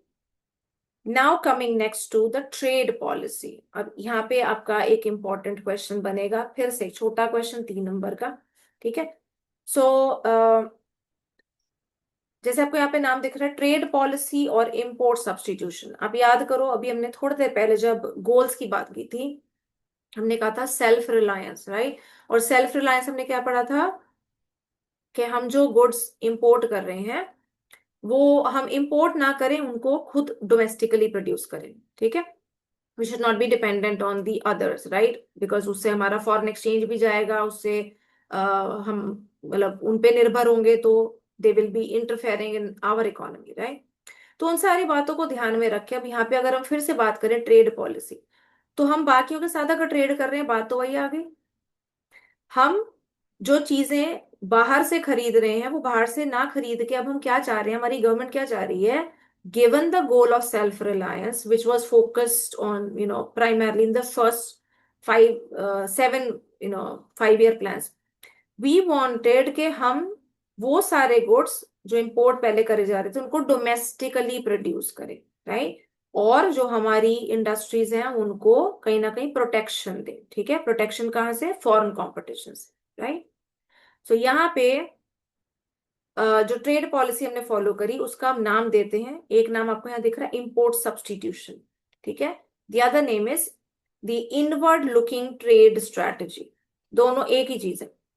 इनवर्ड लुकिंग ट्रेड स्ट्रैटेजी नाम से हमें क्या पता चल रहा है, हम अपने आप को ही देख रहे हैं, ठीक है। तो मतलब इनवर्ड वैसे नहीं, but we are just focusing on ourselves, right. Import substitution, we are substituting the imports with domestic production. Meaning दोनों का सेम ही है, ठीक है, और ये इंपॉर्टेंट है तो इसको ध्यान रखेंगे। सो जो लाइनें मैंने मार्क करी है उसको मार्क करो and let us read that. So in the first 7 plans, जैसे मैंने आपको कहा पहले 7 5 year plans, trade was characterized by what is commonly called as inward looking trade strategy, so basis self reliance, right, time period वही जा रहा है हमारा। So technically this strategy is called import substitution strategy. This policy, mark करो ये इसका meaning हो गया। So this policy aimed at replacing or substituting the imports with domestic production, right। तो ये import substitution का मीनिंग है, ठीक है। So this policy aimed at replacing or substituting the imports with domestic production, right? Next, mark this. So in this policy, तो किया कैसे, import substitution किया कैसे, उसके लिए क्या तरीका अपनाया। In this policy, the government protected the domestic industries from foreign competition, and protection took 2 forms, right? protection किस तरीके से करी, जो आज दिन तक भी इस्तेमाल करते हैं, और बहुत हद तक तो आपको आजकल यूएस ही ऐसा करता दिख जाएगा जब टैरिफ्स की बात होती है। So protection from imports took 2 forms, this is important, mark करना है इसको, 3 नंबर में कई बार पूछा जाता है क्वेश्चन। सो प्रोटेक्शन किस किस्म से की गई, 2 तरीके से। पहला है टैरिफ्स, दूसरा है कोटास, ठीक है। T for tariff, right, T for tax, तो tax is nothing but, tariff is nothing but a tax, and Q for quotas and Q for quantity. Quota मतलब क्वांटिटेटिव रिस्ट्रिक्शन, ठीक है। तो टैरिफ क्या है, टैक्स है। जब हम किसी जो इंपोर्ट है उस पर टैक्स लगा देंगे तो टैक्स लगेगा तो क्या होगा, उसका प्राइस बढ़ जाएगा, प्राइस बढ़ेगा तो डिमांड कम हो जाएगी, and this is how we are trying to restrict the imports, ठीक है। तो tariffs are nothing but taxes on imports. Quotas मतलब क्वांटिटेटिव रिस्ट्रिक्शन, मतलब हम लिमिट कर दें, फिजिकल कंट्रोल लगा दें कि इससे ज्यादा क्वांटिटी इंपोर्ट नहीं होगी, ठीक है। तो that is how we are trying to restrict imports. दोनों तरीके अपनी जगह काम करते हैं, एक प्राइस पे को अफेक्ट करता है, दूसरा क्वांटिटी अफेक्ट करता है, राइट। पता हमें दोनों होने चाहिए बिकॉज ये हमारे नंबरों को अफेक्ट करेंगे, ठीक है। तो पहला यहाँ पे पॉइंट्स बना के आप लिखेंगे। तो टैरिफ मार्क कर लो यहाँ पे, tariffs are a tax on, I'll have to take the page down so that I can mark. So tariffs are a tax on imported goods, ठीक है, यहाँ पे मार्क किया हुआ है। They make imported goods more expensive and discourage their use, right, और lower their demand, कुछ भी लिख सकते हो, ठीक है। तो टैरिफ क्लियर हो गया, दिस इज बेसिक, ये समझ आ गया होगा। Point number 2, quotas. कोटा कैसे काम करता है जो आपको ही बताया, they specify the quantity of goods which can be imported, ठीक है, वो उस पर रिस्ट्रिक्शन लगा देते हैं, इससे ज्यादा इंपोर्ट आप नहीं कर सकते। The effect of tariffs and quotas is that they restrict imports and therefore protect the domestic firms from foreign competition, ठीक है। I hope we are clear. So inward looking trade strategy, import substitution strategy which aimed at substituting the imports with domestically produced goods, highlighted the importance of protection, right। तो government ने domestic industry को protect किया, protect कैसे किया, in 2 ways, through tariffs and quotas. Tariffs is nothing but a tax on imports and quotas are the quantitative restrictions, ठीक है। ये आपको बता दिया। इस पे ये इंपॉर्टेंट है 3 नंबर के लिए, इस पे कई बार क्वेश्चन आता है, राइट, टैरिफ्स एंड कोटास में, ठीक है। Now next question, as you can see over here, the need for protection. तो प्रोटेक्शन चाहिए क्यों, राइट, जिसकी हम ऑलरेडी पहले बात कर चुके हैं। Self reliance is the goal, हम दूसरों पे निर्भर ना रहे, हम अपना फॉरेन एक्सचेंज भी बचा के चले। तो जैसे आजकल भी कुछ टाइम पहले हुआ था, our prime minister talked about कि हम फॉरेन विजिट्स ना करें, we need to save on our foreign exchange, right, because oil prices were increasing, have increase पीछे, right, because of the thanks to the war वाला situation, right. तो उन चीजों को ध्यान में रखते हैं। तो यहाँ पे भी मेन मुद्दे वही हैं कि हमने अपनी इंडस्ट्री को प्रोटेक्ट करना है, और क्योंकि वो नेसेंट स्टेज में है, कि इन्फेंट स्टेज में, हम ग्रो अभी, हमने डेवलपमेंट शुरू करी है, तो हमारी बेचारी इंडस्ट्री कंपटीशन नहीं झेल पाएगी बाहर से, राइट। तो इसी वजह से उसे प्रोटेक्ट करना जरूरी है, ठीक। यहाँ पे 3 पॉइंट्स आपको मिल रहे हैं, मैंने मार्क करे हैं। तो यहाँ पे हमारा एक क्वेश्चन बनता है, need for protection of the domestic industry, right. तो उसके ही पॉइंट्स हम मार्क कर रहे हैं। पॉइंट नंबर 1 यहाँ पे देखो, the policy of protection was based on the notion that industries of developing countries were not in a position to compete against the goods produced by more developed economies. Obvious सी बात है, उनके goods वो already कब से industrialise हैं, जब Britishers यहाँ आए थे 1757 में, चैप्टर 1 में पढ़ा था, राइट। तो उस टाइम वहां पे इंडस्ट्रियलाइजेशन उनकी चल रही थी, जिसके लिए वो यहाँ पे आए थे। और हमने कब शुरुआत की है, हम बात अब कर रहे हैं 1950s में है, ठीक है। तो long amount of time, right, good span of time, ठीक है। So I hope you are clear with the point number 1। Point number 2, it was assumed that if domestic industries were protected, they would learn to compete in the course of time, ठीक। तो हम इन्हें अभी protect करेंगे और ये over time सीख जाएंगी, कहीं ना कहीं अपने पैरों पे खड़े हो जाएंगे, and they'll be in a position to compete with the foreign industries, right? Point number 3, our planners also feared the possibility of foreign exchange being spent on imports of luxury goods if no restrictions were placed on imports, right? तो foreign exchange का बेकार use ना हो, इसलिए the restrictions were imposed on the imports, right? I hope we are clear with the 3 points which highlighted the need for protection, ठीक है?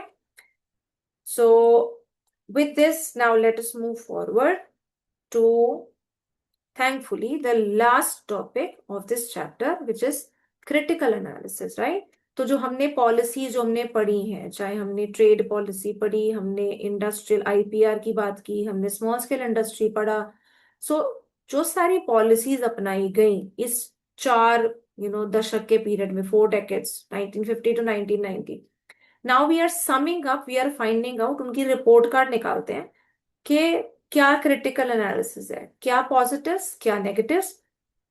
फिर से वही कहूंगी, क्रिटिकल एनालिसिस करके भी आ सकता है, ठीक है, of the policies of industrial development.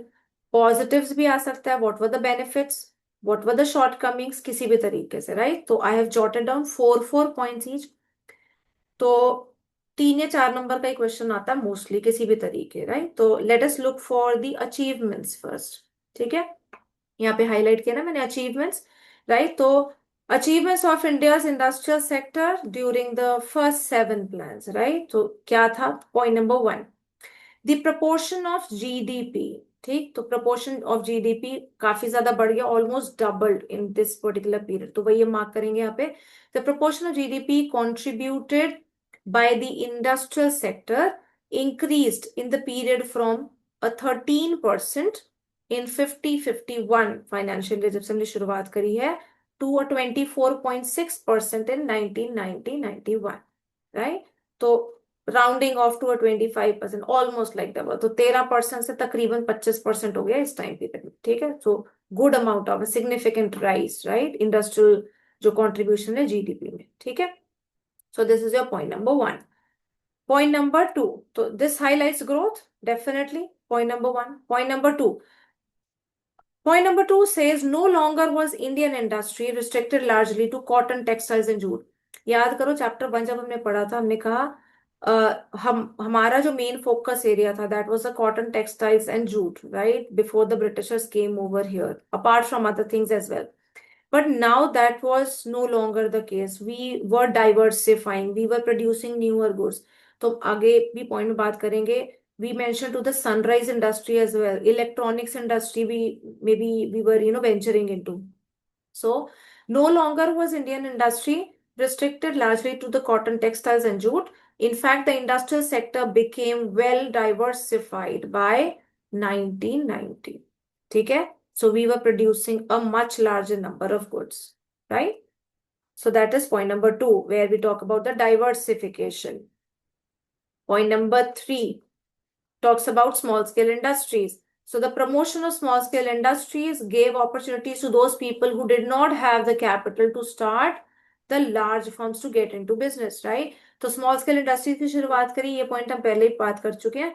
Level of investment कम चाहिए था, तो इसलिए ऐसे लोगों को भी बढ़ावा मिला जिनके पास पैसे नहीं थे, right.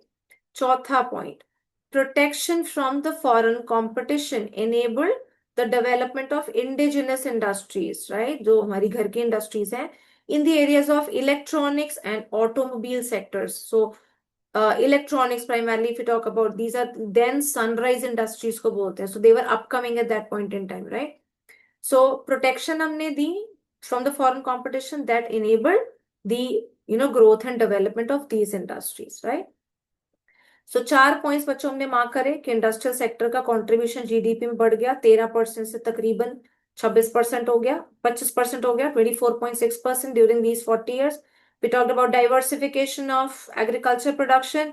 We have talked about the promotion of the small scale industries, thereby promoting such people who did not have the capital. We have talked about protection from foreign competition, leading to growth and development of electronics and automobile industries as well, right? So I hope you are clear with the 4 points जो हमने mark करे for the benefits, right, या achievements as such of the industrial policy. ठीक है, इन जो 40 years में हमने अपनाई है, right? Now talking about the criticism or limitations. So criticism primarily एक चीज पे ज्यादा फोकस करता है, जो बार बार हमारे घूम फिर के पॉइंट्स आएंगे. याद करो, हमने इंडस्ट्रियलाइजेशन प्रोसेस जब पढ़ना ही शुरू किया, हमने एक चीज की बात की कि रोल ऑफ स्टेट, गवर्नमेंट को लीडिंग रोल दिया गया. क्यों दिया गया हमने वो पढ़ा. आईपीआर में भी हमने देखा मेन चीजें गवर्नमेंट के पास है, मोनोपोली कंट्रोल है.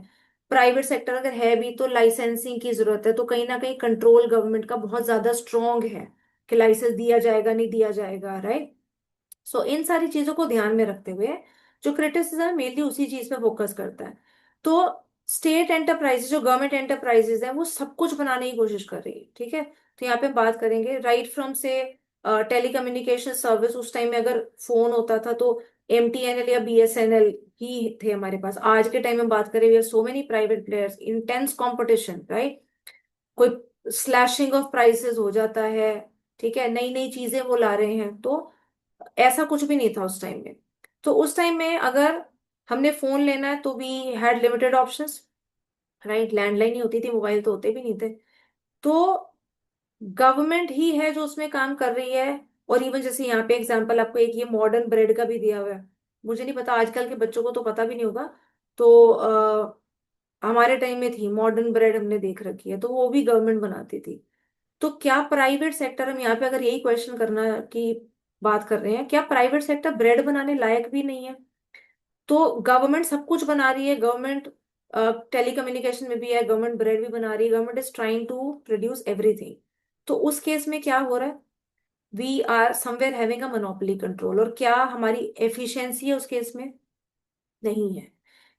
जहां पे लॉसेस भी हो रहे हैं, ऐसी गवर्नमेंट कंपनीज भी कंटिन्यू हो रही हैं. क्यों?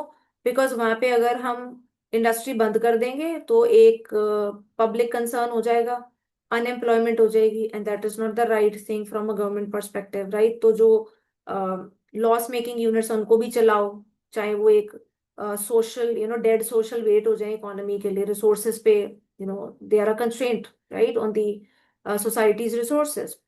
Similarly, if you talk about, the licensing aspect, तो प्राइवेट सेक्टर को लाइसेंस चाहिए अगर उन्हें इंडस्ट्री एस्टेब्लिश करनी है या आगे बढ़ानी है. तो उनका जो मेजॉरिटी टाइम या फोकस है या मेहनत है वो लाइसेंस लेने में चला जाता था, because of the bureaucratic procedures. So जो इंस्टेड वो टाइम या मेहनत उन्हें लगाना चाहिए अपने प्रोडक्ट को इम्प्रूव करने में, इम्प्रोवाइज करने में, वो मेहनत जा रही है लाइसेंस लेने में या वो सारे काम करने में। ठीक है। तो गिवन ऑल दीज थिंग्स, जो ये प्रॉब्लम्स थी उसकी वजह से कहीं ना कहीं जो इंडस्ट्रियल पॉलिसी है वो क्रिटिसाइज हुई, राइट, और दे वर मेनली द प्रॉब्लम्स। ठीक है। तो यही पॉइंट्स यहाँ पे भी 4 पॉइंट्स मार्क करेंगे। Point number one, state enterprises continued to produce certain goods and services, often monopolizing them, although this was no longer required. For example, example में आप सिर्फ ये लिख दें, for example, provision of telecommunication service, right? जोड़ना चाहो and में ये भी जोड़ दो, एंड से मॉडर्न ब्रेड, जस्ट, तो इतना लंबा चौड़ा लिखने की जरूरत है, सारा नहीं पूरा लिखना है, तो यहाँ पे नीड है। ठीक है। I hope you are clear with this point, right? So monopoly control या monopolizing the production of various goods, right, by the state. ठीक है। Okay, so now moving over to the second point. Second point बच्चों को मिलेगा यहाँ पे, next page पे देखो। Point number two, many public sector firms incurred huge losses but continued to function because it is difficult to close a government undertaking, even if it is a drain on the nation's limited resources, right? तो उसके अब और detail में ना जाए, मतलब मैं आपको सिर्फ यही बेसिक सी, सिर्फ इकोनॉमिक्स की भाषा में बोल रही हूँ। तो सिर्फ इतना ही कहूंगी कि अगर बंद कर देंगे तो क्या होगा, अनएम्प्लॉयमेंट होगी, अनएम्प्लॉयमेंट होगी तो you can figure out what will be the problem.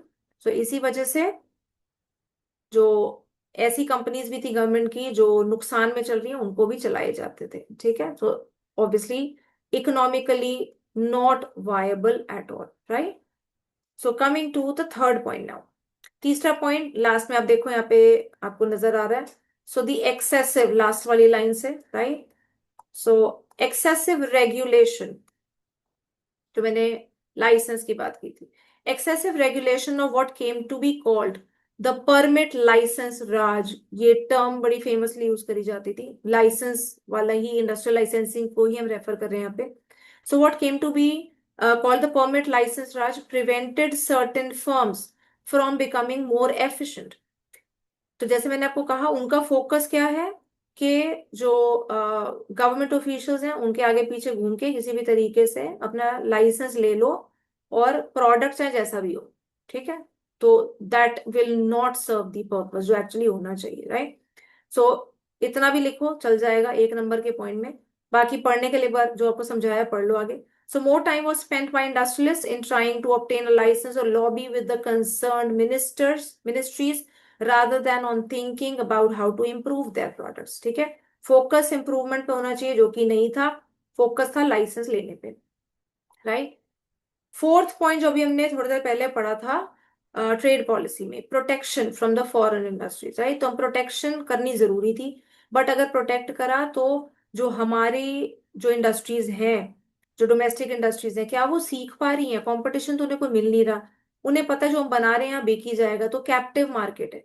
But अगर आप आज की डेट में देखो, किसी भी सेक्टर में देख लो, be it the phones, be it technology, anything, तो फॉरेन कंपटीशन की वजह से इंटेंसिटी ऑफ कंपटीशन जितना ज्यादा है, people need to upgrade themselves, uplift themselves, right? So that gives, तो जो कंज्यूमर सोवरिटी इतनी ज्यादा बढ़ गई, हमारी चॉइसेस इतनी ज्यादा बढ़ गई, because of that the quality of products has improve, right? वो उस टाइम में मिसिंग था। तो चौथा point, the protection from foreign competition was also being criticized on the ground that it continued even after it proved to do more harm than good, right? The producers, ये साथ में इसके जोड़ेंगे यहाँ पे, the producers were aware that they had a captive market, तो उन्हें पता ही हमारी जमी जमाई मार्केट है, यहाँ पे कोई और तो है नहीं हमारे अलावा। So they had no incentive to improve the quality of their products।